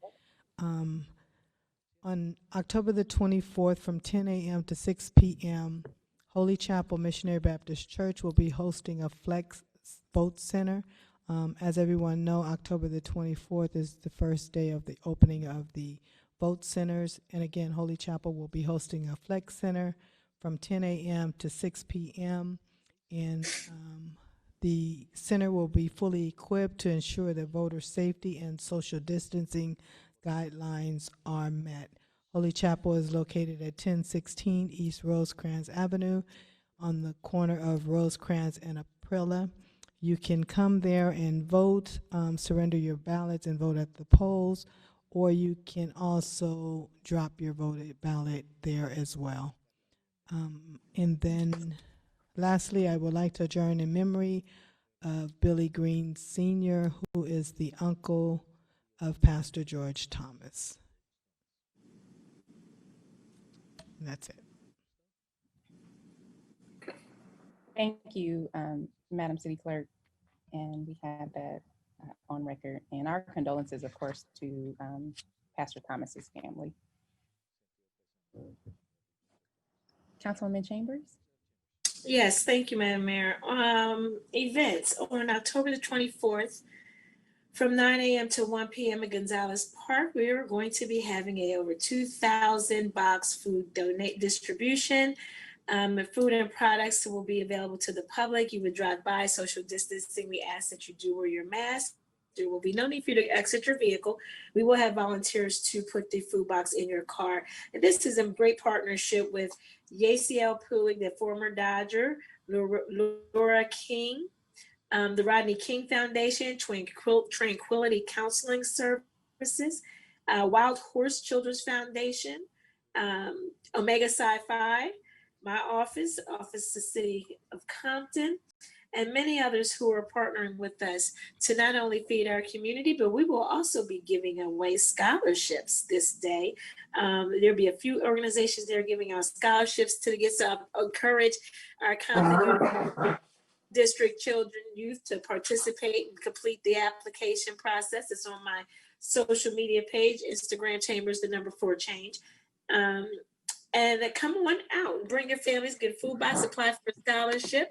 Again, that is this weekend at Gonzalez Park from 9 a.m. to 1 p.m. on October the 24th. Mr. City Manager, if we can remember to, when we have events in the city, if we can remember to share that with the city employees. They often say that they don't know about events, or so they want to come and participate, but they don't know and want to volunteer. So we can always remember, because our employees can use a box of food as well. You know, these food giveaways and things. So if we can remember to share events with city employees, I'd appreciate it.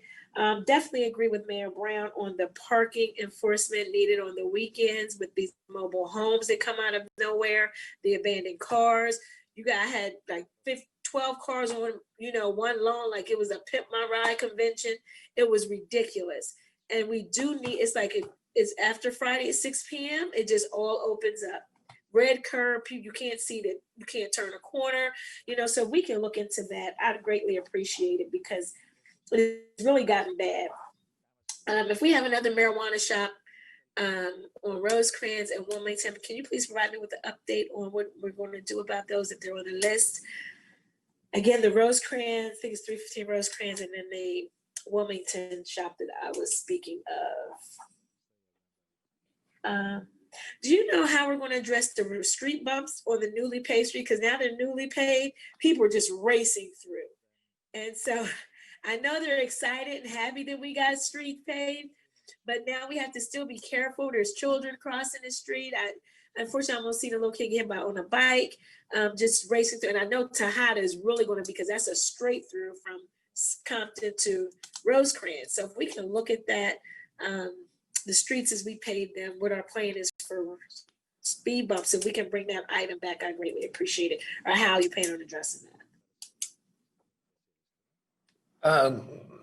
Council member, if it had a street bump, before the repairs, we're going to replace the street bump.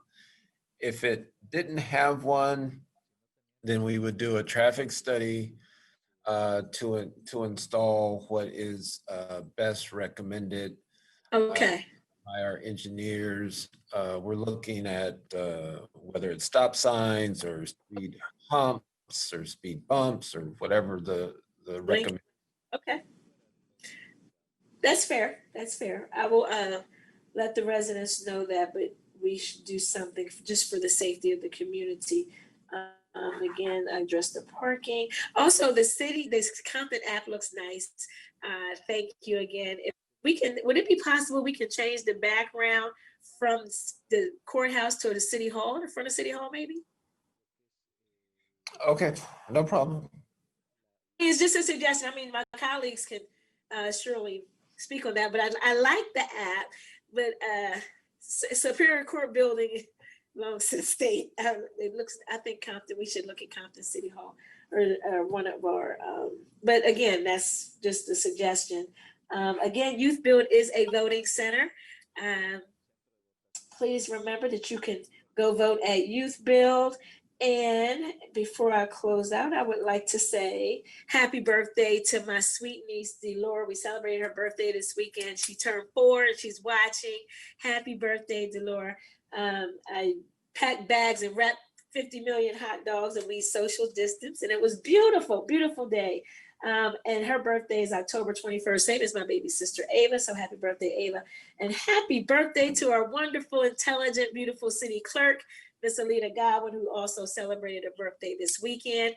So we say happy birthday to you all. I would like to adjourn in memory of Miss Lena Bell Campbell, resident of District 1, passed away. She was 90, let me get the correct date, I believe it was 94. But yes, I would like to adjourn in memory of Miss Lena Bell Campbell. And those are my ending comments. Thank you very much. Good night. It's my pleasure to serve you. Good night, Compton. Thank you, Councilwoman Chambers. Councilman Galvan? Yes. I'd like to follow up with the city manager. I know we talked last week about replacing the trash cans at certain parks in the city. I think you said about replacing them at every single park, and you said you were going to get a quote for 50 new trash cans. I just wanted an update for the people on where that's at right now. Are you still in the process, or did you get one already? We are. I had a meeting last week, and staff should be submitting the invoices for payment shortly. Okay. Also, I wanted to request 10 street barricades and 25 street cones. I will be attending the 9th annual Compton Breast Cancer Walk for a Cure this Saturday morning at 7 a.m. at Centennial High School.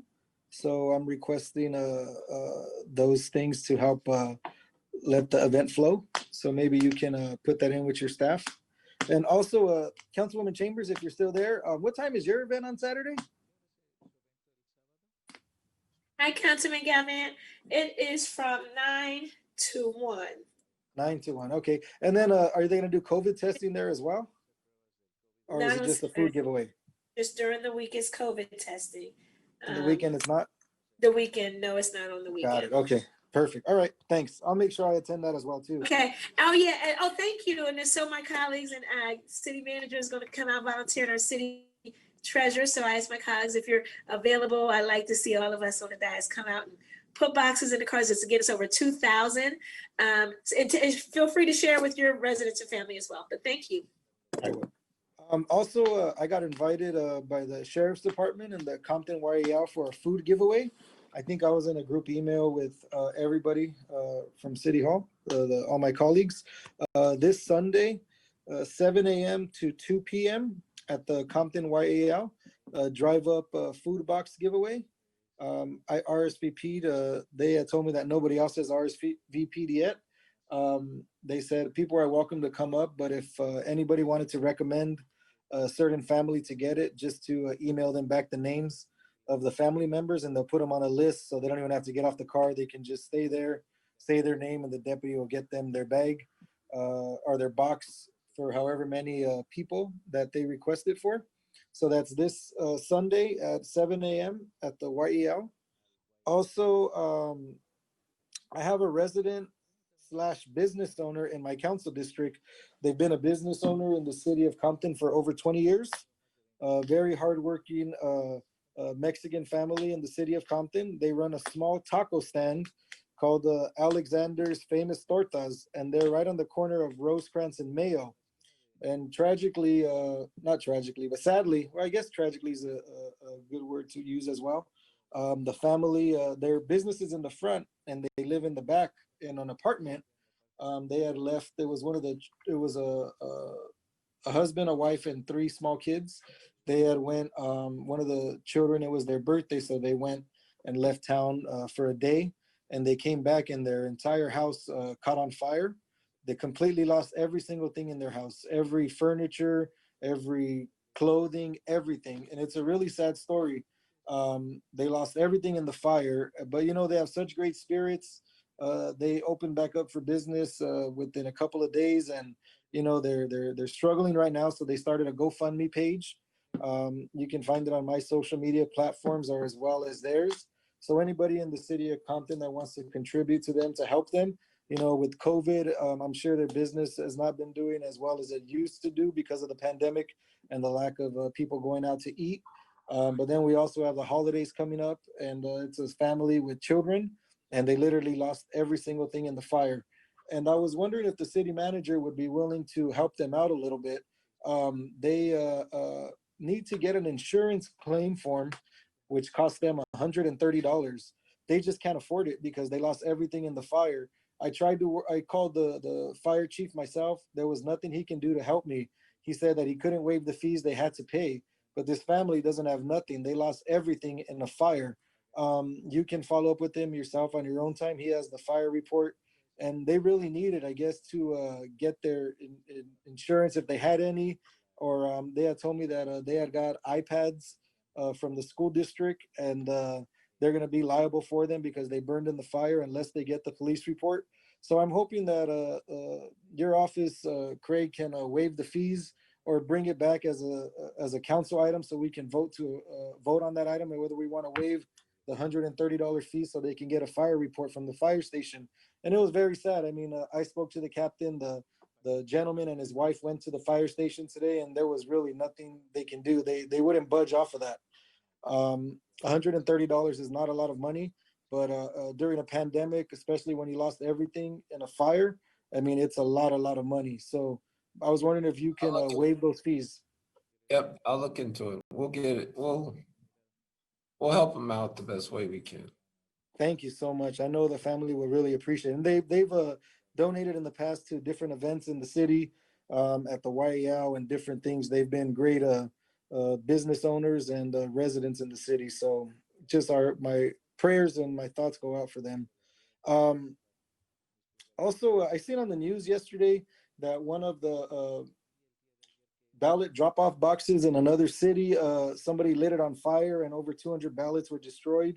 One of the recommendations that they made was that, we do certain drive-bys to make sure no one's tampering with the ballot boxes. So maybe that's something that you can have code enforcement just keep an eye out as they're patrolling the streets. Keep an eye on the ballot boxes, make sure there's no funny business going on there, because a lot of people died for our freedom to vote, and for somebody to do something like that, it hasn't happened in the city yet, but we should try to do, just keep an eye out in case somebody gets some crazy ideas. Also, I know that we have council meetings every Tuesday, and November 3rd, it's election day. So I was wondering if there was any plans to move the city council meeting to the Monday or Wednesday. That way we wouldn't have a meeting during voting day. Is that something that we could consider? Maybe talk about it next week? The city clerk can correct me if I'm wrong, but I believe we only go to the following day when it's our local election. Got it. Well, this is a very important election. We have a lot of important seats on the ballot, not only the president, but also our supervisor seat, our college district seats, our water board seats, seats that are very key and directly impact the city. So maybe it's something the council would consider, and maybe it's something we can do. Just a thought. I got a email today from a gentleman on social media complaining about blight on Long Beach and Rosecrans, on the street outside of the shopping center where the McDonald's is at, as well as homeless living on the benches right there. I reported it and the trash was picked up right away. But maybe we can. He said that it's there all the time, every other day. So maybe we can put it down like as a hot spot and do patrolling around there to make sure that we get it all. Okay. And also, is there anything we can do about the homeless encampment on the on-ramp, the 710 South on Rosecrans, just past Gibson? Is there any way we can write a letter to the county or I don't know who we would write a letter to because it's not city, it's unincorporated. It's, I believe that would be Caltrans. Councilperson Sharif, you want to report out on our last Caltrans meeting?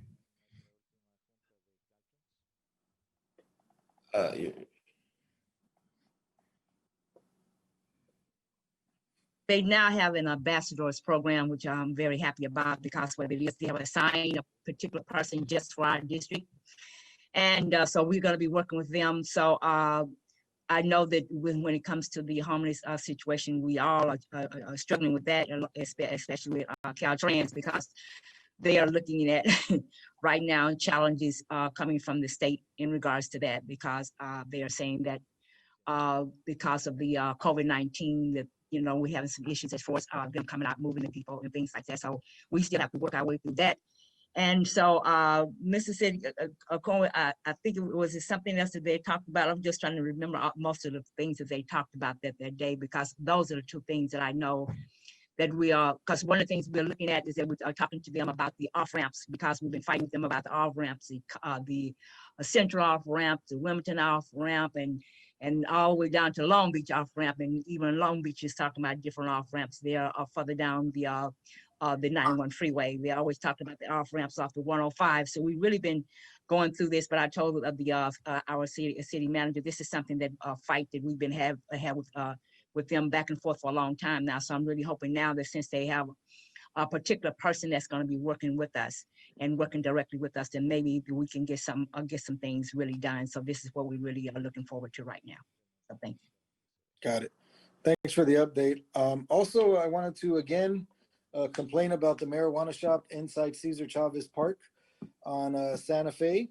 I've been reporting this for months. It's still open. They're advertising. I think they're actually having a big sale right now because they put advertisements in the park and along Santa Fe on the street, advertising the price of their weed. It doesn't seem like nothing's getting done right there. So again, Mr. City Manager, can you please do something to shut this one down? And there's another one that I've been getting a lot of complaints about is it used to be Jerry's Liquor under the Rosecrans Bridge. That's another one I've been getting a lot of complaints about. So, I just really think that we need to make this a priority to shut these stores down. If we have to put an item on the agenda to vote for some money or something to shut them down, I just think it's getting out of hand and it's getting ridiculous. So I'm gonna again make the request that we shut these marijuana shops down, especially the one that's inside the park where kids go play every day.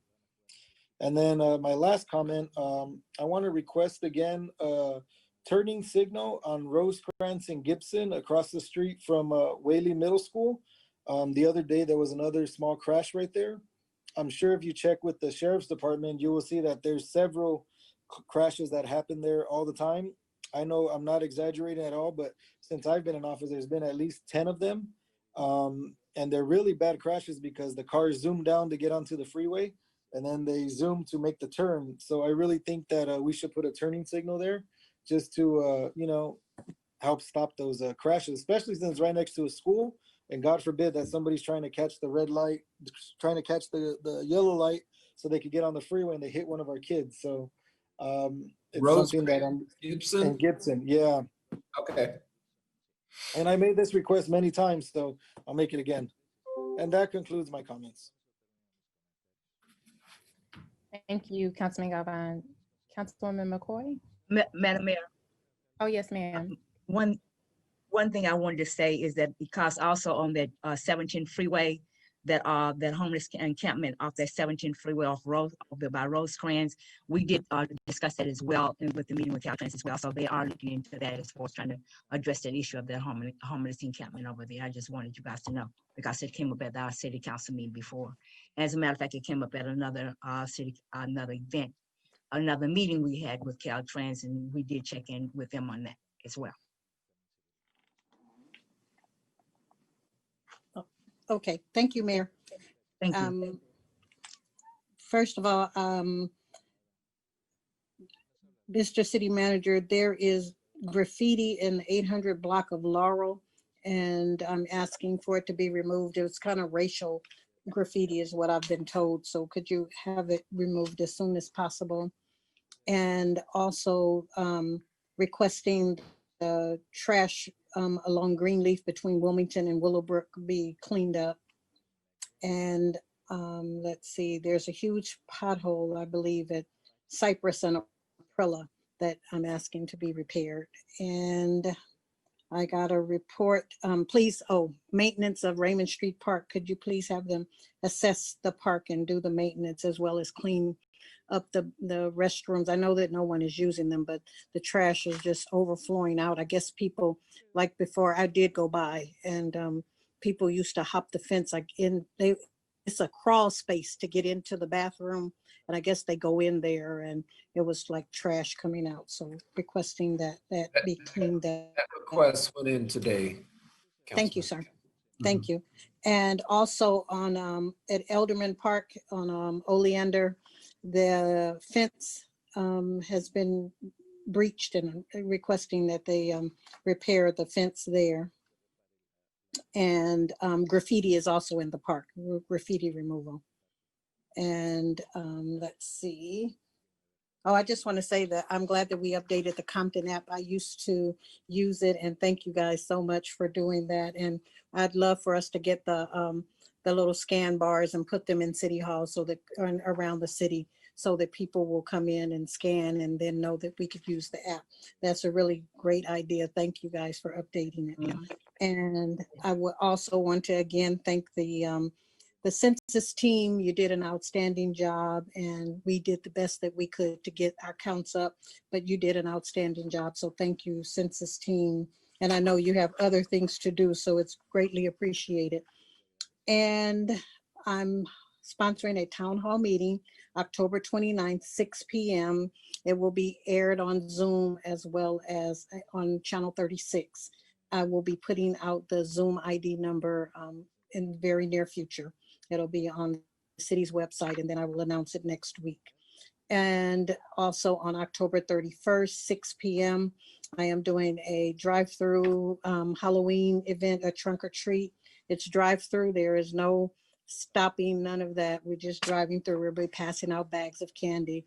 I have boxes in the office that have been donated, and all the candy will be donated. The city at no expense to the city, and I'm doing it in conjunction with the Latino Chamber. So I know we did a great thing last year where all of us came together and did a Halloween thing and had our families out. So this year is going to be a little different. So we still want to uplift the spirits of the kids and let them know that we're thinking about them. And there's a mobile home on Nestor and Arbutus, and they just kind of throw their trash out on the ground in front of Tibby. And so I'm asking to have code enforcement go by there and, move them along. Thank you. Arbutus and Nestor. And there will be a Compton Creek Virtual Community Park Designing Meeting tomorrow, 6 to 7 p.m. The registration is, information is on the city's website. Please join us to give your input on the redesign of the creek, the different, we had on Saturday, this past Saturday, they were out there with the designs, the different versions for the citizens' input. And again, the virtual meeting will be tomorrow, 6 p.m. And registration is yurl.com/Compton Creek Zoom. But if you missed that, look on the website and it'll be there. And I think also, if you need to have bulk items picked up, each resident gets 6 items per quarter. The number is 800-299-4898. And I do believe, Madam Mayor, that is the end of my comments. Again, thank you. God bless, and see you next week. Thank you very much, Councilwoman. Oh, no. One more thing. I'm sorry, Mayor. I'm sorry. No, Mr. City Manager, we spoke some time ago about the possibility of changing Wilmington to Obama. And so could you please just bring back any of the requirements or what we need to do or how we can do it or if we can do it, just to let us know the cost that is associated with it, all of that, so that I can provide all the information and then we can make a decision as to whether we can change Wilmington to Obama. But please, could you bring back some information about that? And that's it. Will do. Thank you, sir. Thank you, Mayor. Thank you, Councilwoman McCoy, and we look forward to the trunk or treat as well. Councilwoman Sharif. Thank you, Mayor Brown. On October the 30th, from 12 to 1, I will be hosting a giveaway in collaboration with the Los Angeles City Council member, Herb Weston again. And he is looking forward to possibly doing a testing there at the site. And so, Mr. City Manager, I will be getting with you to see if there's anything in particular that they should be doing regarding this. And as soon as we get that all settled, and I will be talking to you about that. And that would be at the, and that's going to be in conjunction with Mount Pilgrim Baptist Church, or Jew Child Development Corporation, Compton Chamber of Commerce, and the driver food giveaway will be located at, that's going to be over at Jew Child Development Corporation, there on Laurel and Flower. And tomorrow evening, October the 21st, I will be hosting, oops. Oh boy, something happened here. Can you guys hear me? Now Yes. we can. Hello? Yes, ma'am. Okay. Okay, I can't see you, but I can hear you, that's fine. October 21st, I will host a virtual town hall. Joining me will be Commissioner Priscilla Olsen, who is an active member of the Los Angeles County Civilian Oversight Commission. She will be sharing some information and answering questions. It will be live on Facebook and also on Channel 36. If you have any questions, please feel free to contact my office and answer your questions prior to tomorrow if possible. And on Thursday, October the 22nd, I will host a prayer visual event outside of Council Chamber. I will, I've invited several pastors in the community to pray about the specific needs of our community. And we're asking all of you to please join us as we pray for the city of Compton. This event will be live on my Facebook page, which I will make available to the public. And Solar has partnered with CLA, Watts Healthcare, and the Oprah Winfrey Charitable Foundation to meet the needs of housing, food, and employment insecurities. Solar is offering 200 scholarships for retraining and certification to Compton residents who have been laid off, furloughed, or lost 50% of their work hours due to the COVID-19. If you are interested in learning more, please go to solar-resources.com or contact Tanya Diggs. That would be Tanya at goingpublicpr.com. That's Tanya at goingpublicpr.com. And so she will be able to share the information with you. And Mr. City Manager, I'm getting calls about the portion of Pearl Street. I know we did Pearl from Alondra up to Compton Boulevard. And the people that live on the other side from Alondra all the way over to Greenleaf, they have been calling in regarding this because there's a lot of potholes over there. And I'm hoping we can get someone over there to fill those potholes until we can make a decision as to how you plan to address that portion of the street. And if you can please get back with me and let me know, I really appreciate it. And I know that you had a meeting with the Yes, I'm sorry. I just said will do. Okay, thank you. And you had a meeting with the concerned citizens on this Saturday. And they also brought up the issue about the marijuana dispensaries because a lot of community people are concerned that there's so many are still open and they were shutting down and opening back up. And I know that they had spoken with you about having a meeting with the sheriff as well as the city council and staff. And so I'm hoping that you can maybe possibly get a date started as far as trying to have that meeting so we can possibly come together. And I know they are very concerned about it. And I have a concern because I'm still dealing with the one there on Compton Boulevard, right there on Compton Boulevard in Chester. There's two right next door, and so we having a problem with keeping those two closed. So if you can please maybe schedule that meeting so we can see all get on the same page, just to see how we can get these get them closed down. I really would appreciate it. And in closing remarks, I would like to close in memory of Kathleen Joyce White Simmons. I've known this lady for quite some time, and her children went to school with my children, and she has died. And I really want to just close in her memory and ask that we keep her children in our prayers. She have 11 children that she left behind, and so I wanted to make sure that I just keep them in our prayers, and I really extend my condolences to the whole family. And just for an update on Dr. Jones' memorial, they have scheduled it for the 14th of November. Unfortunately, they have not given a time as of yet.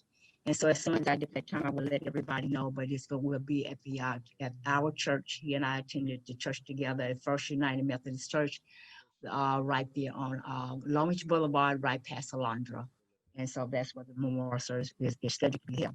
So as soon as I get the date for everything else, I will definitely get back with you guys. And I have been getting a lot of since this Mayor Brown the program in regarding to the guaranteed basic income. I'm getting a lot of calls from people regarding that, and I think it's a wonderful idea. I know that we supported the resolution on that, but I just wanted to know, Mr. City Manager, can you tell me whether or not we set up an account so in regards to the appropriation of these funds that yet? I'm sorry. Hello?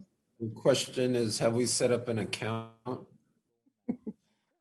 Yes, yet for the appropriation of the funds, how would that account be set up, or how would that be? Well, that's because I'm asking these questions because people are asking me, so I'm asking you so that the community will know exactly what's happening here with it, because they think it's a wonderful idea, but they were just asking these questions, and I'm just trying to make sure that the community understand exactly what's going on and how this is supposed to be set up.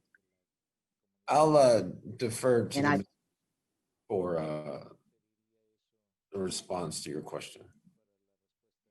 Okay. Can I say one thing before, Mayor, if you're Yes, going to be ma'am. answering? That was one of the things I forgot to ask you. People have been contacting me, asking me how to be a part of it, or what's the criteria. So could you please go into all of that? I figured you would do it in your comments. So that's why I didn't, but please, include that so that, I can give out the proper information, as well as, share what you're doing. Thank you. Or what we're doing. It's not just you, it's we. Thank you. Yeah, because I was telling everybody, if you take a look at the resolution, it does say Compton. So therefore, I'm just trying to make sure that we all have the information. So when people call, we know what information we can give out and how to give that information out, so we can make sure that all of us are on the same page.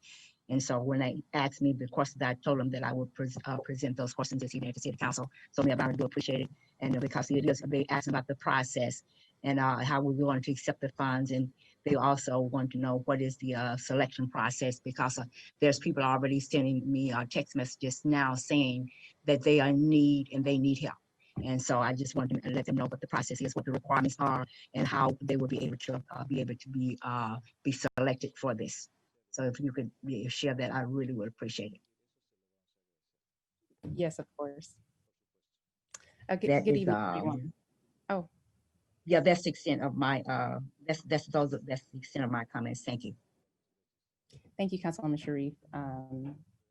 In short order, I will go through my standard comments, but I will answer just your last question, Councilwoman Sharif, that there is no city account set up to receive any funds relative to guaranteed income or the Compton Pledge. As the resolution that the council approved stated, this is an external program. This is not ran by the city, and no funds will come to the city. And people can actually access the website comptonpledge.org to learn more information. And then I will go over more programmatic details shortly, but I did want to just go over briefly our COVID-19 statistics, and then just give a quick notice of the upcoming events. And then I will go right into the Compton Pledge. As of today, as of Monday, Los Angeles County had 289,366 confirmed COVID-19 cases. There were 6,877 deaths. There are 4,304 confirmed COVID-19 cases in the city of Compton and 75 deaths. And I just want to identify once more that obviously the pandemic is still very real. It's still very serious, still very potentially fatal for those that are in the high risk category. And so as various phases of society are reopening, we still must adhere to CDC and health county guidelines and ensure that we're practicing social distancing. I do want to also just recommend that people would consider that we're going into the flu season and that we should take whatever precautions we can to improve our immune system to preemptively prepare for the next several months, especially as COVID-19 is still, this is our first cold winter with this virus.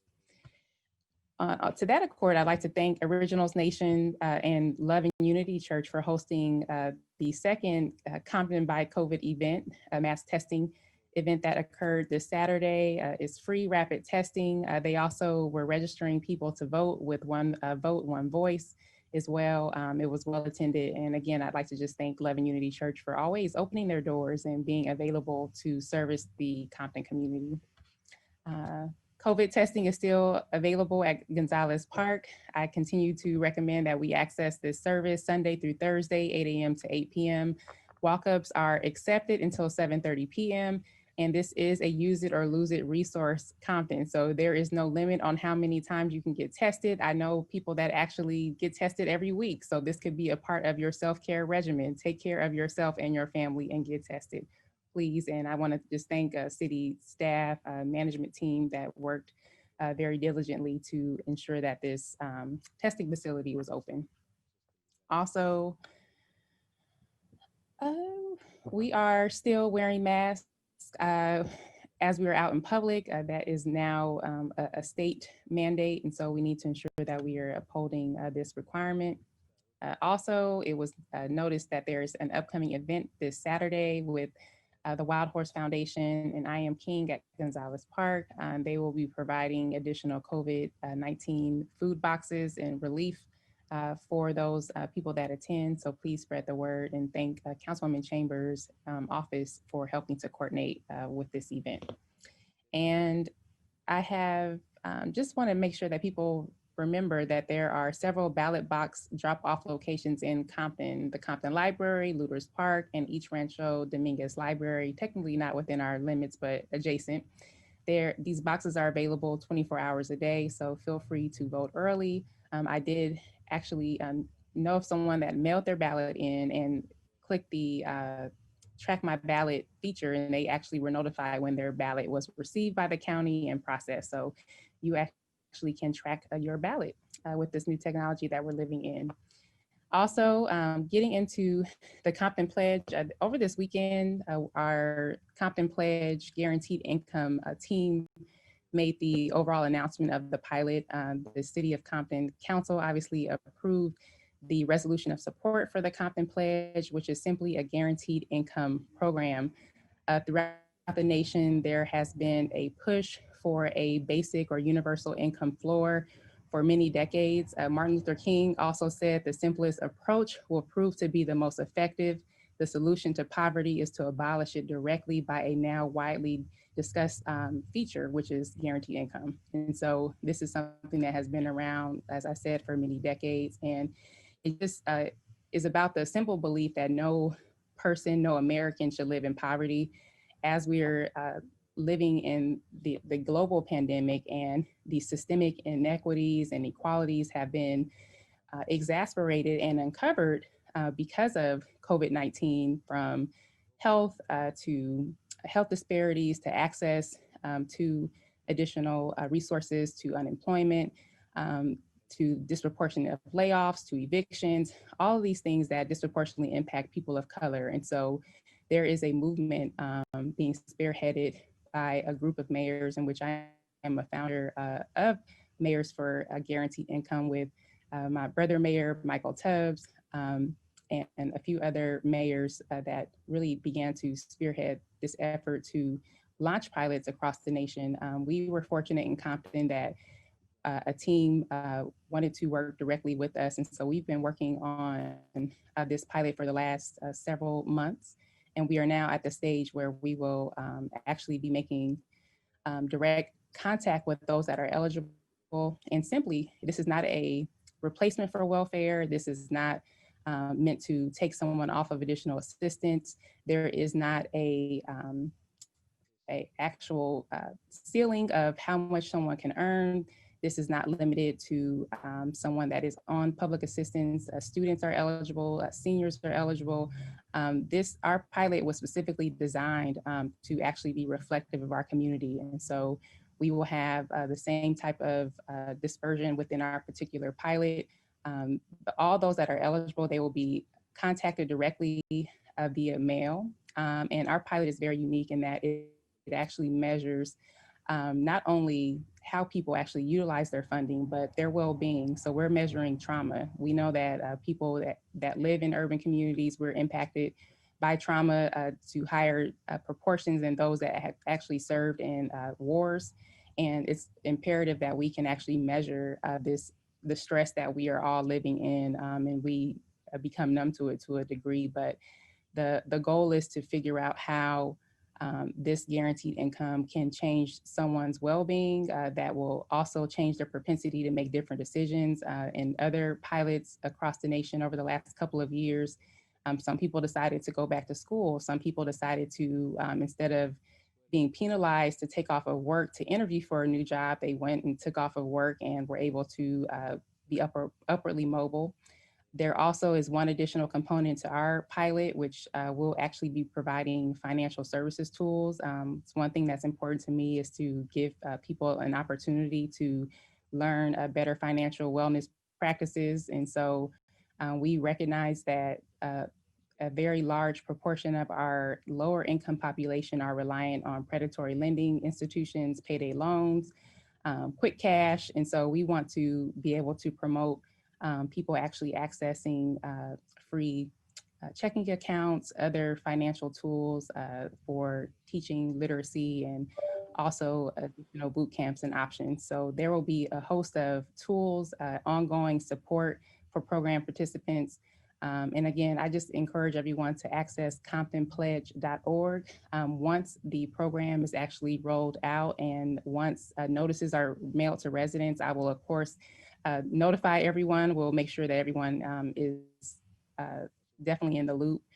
Our office is also working to include just a simple page on the City of Compton's website, which you all can, of course, point people to provide some basic information. And then, of course, we'll promote people to actually access the official website. And again, that's comptonpledge.org. And I just want to reiterate that no city funds are used for this program. We are all focusing on in-kind donations and raising the funding for this particular program, which we have made tremendous headway. So I'm thankful to all the donors in our program that are on our team.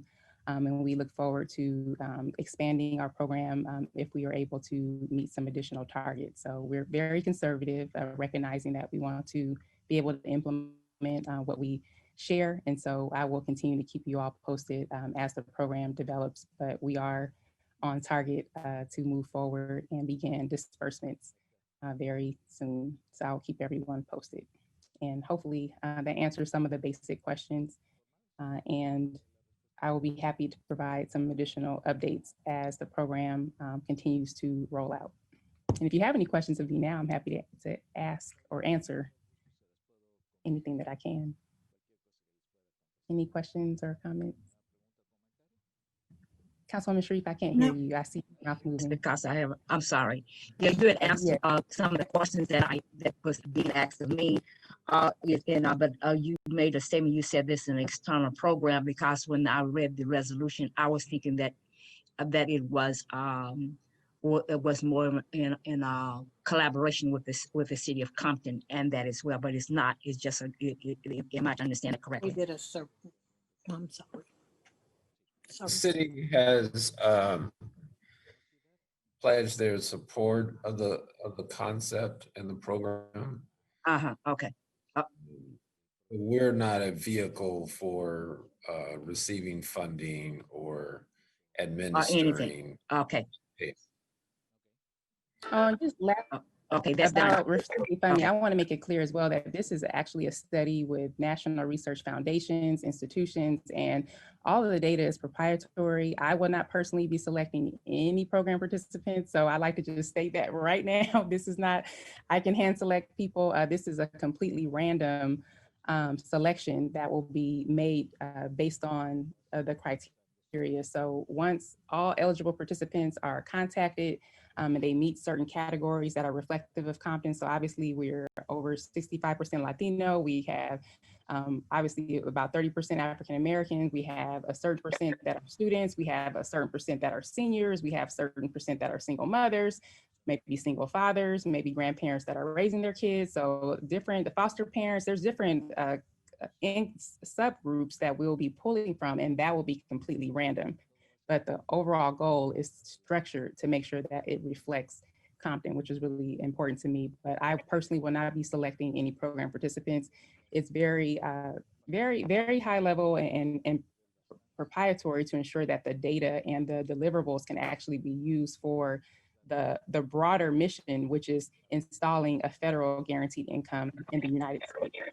And I don't have to tell any of us that we know people are impacted now more than ever by COVID-19. Our unemployment rate went from 6% pre-COVID to 21% post-COVID. And so this disproportion of impacting communities of color is seen across the nation, where more affluent and quite frankly, white communities or Caucasian individuals, they're not impacted in the same degree or proportions as people of color. And so this research is going to be used to promote and install a federal policy. And so the actual data, again, is very proprietary. It's very, very serious process. So this is not something that I'm going to be hand picking or selecting people, but we will be ensuring that, again, the program participants reflect Compton. And I also did select some of the thresholds in terms of what we'll be measuring. For me, measuring trauma, stress, well-being is really important to me. I was raised by a single mother that worked extremely hard. We struggled. My mom had a vision. We bought into it and worked hard, but I still remember growing up and experiencing my mother experiencing stress and making decisions as a kid of not participating in certain things because my mother just couldn't afford it. So it's personal to me to ensure that people have a basic income. And so this is obviously for the city of Compton, and also is pushing forward the broader work of just justice and equity for all of us in the long term. So hopefully that. Okay, thank you, Mayor Brown. That concludes my question, because those are the questions that people were asking. I just wanted to get the information out there so they would have a better understanding, and so they know exactly what was going on and everything. So thank you. Absolutely. And again, I will make sure we send an email out once the city's webpage is active with all of the information. There's program information you can download, and we'll make sure that everyone has access to that right away. Thank you.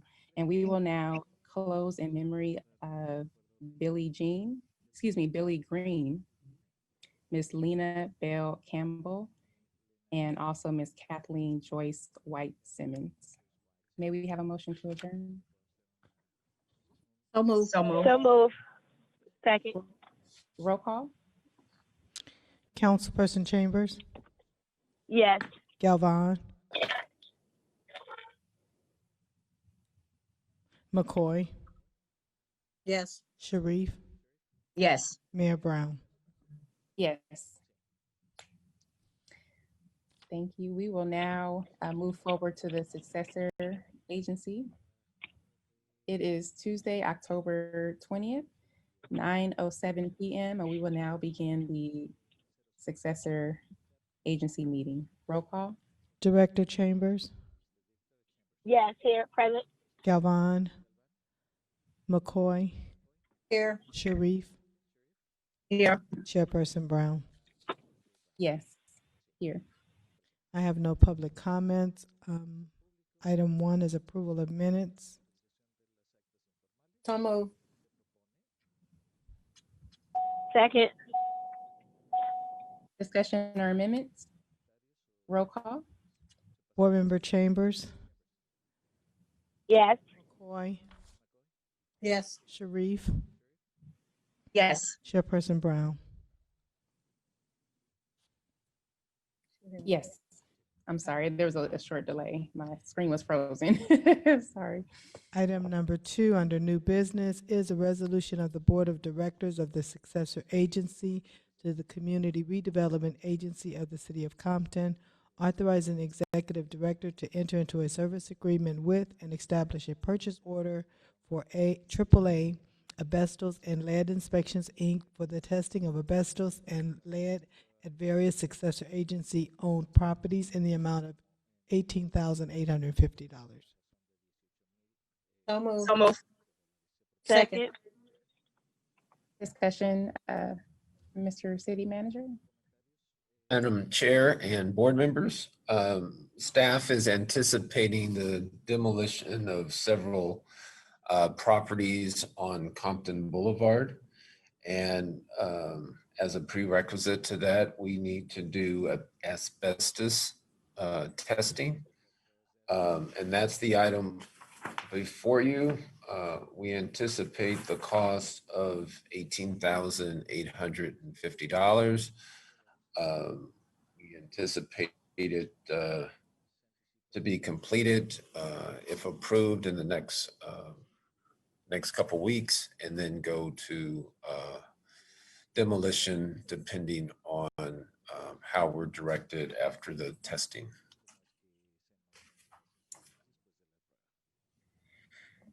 Thank you. Very exciting. I know we're all looking forward to the demolition of these structures, and I know that this is a prerequisite for moving forward. So thank you for bringing this forward, Mr. Executive Director. Madam Any- Mayor, I did Yes, have a ma'am. question. Oh, I did have one question. The property that you're, that you're referring to, are we, having, do we have to do this, or do the person that's purchasing the property have to do this? How does this work? You just give me, I'm just asking for clarification. We are conducting the testing and the demolition. Okay, so we're doing that. And that would look at, and what I'm looking at, it look like it's for start there at Santa Fe and go all the way over all that from there, Santa Fe, all up to almost Spring Street, look like, is that correct? It's a Yes, 500 block and the 600 block of Compton Boulevard. Okay, okay, thank you.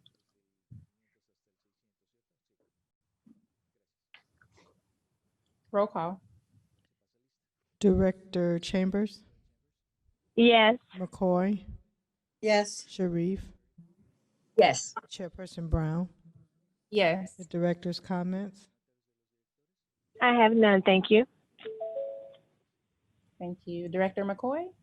I just have one. Mr. City Manager, there is a van parked in the 1100 block of Compton Boulevard. And can you please go and offer them homeless services? Have the Hopix team or someone go offer them homeless. They're living out of the van there. will do. Thank you. Thank you. That's it, Mayor. Thank you, Director. Director Sharif? Yes, I thought I sent you a picture. There's a right here on the corner of Alondra and I think that was Bradfield. There is a couple there. They really they set up on the streets, up on the sidewalk. And I did speak with the lady, and she said that they had sent Hopix out at one time, and I think Hopix was supposed to come back and still to see them, and they still looking for service. So maybe you could have someone to please check with them there to see if Hopix has been back out to see them, and because they are really blocking the sidewalk there, and they got a tent set up there on that area. So if you could have them to go out and see where we are as far as trying to make sure that we can help get them housing, because they are asking for housing if possible. And so maybe we can help and assist them. Alondra and Bradfield. Alondra and Bradfield, yes. Got it. Thank you. Thank you all. Have a wonderful evening. May we have a motion to adjourn? So moved. So move. Second. Second. Roll call. Director Chambers, Yes. McCoy, Yes. Sharif, Yes. Chairperson Brown. Yes. Thank you. Good night, everyone. Good night. Good night. Good night. Good night. Oh, I'm supposed to leave the meeting.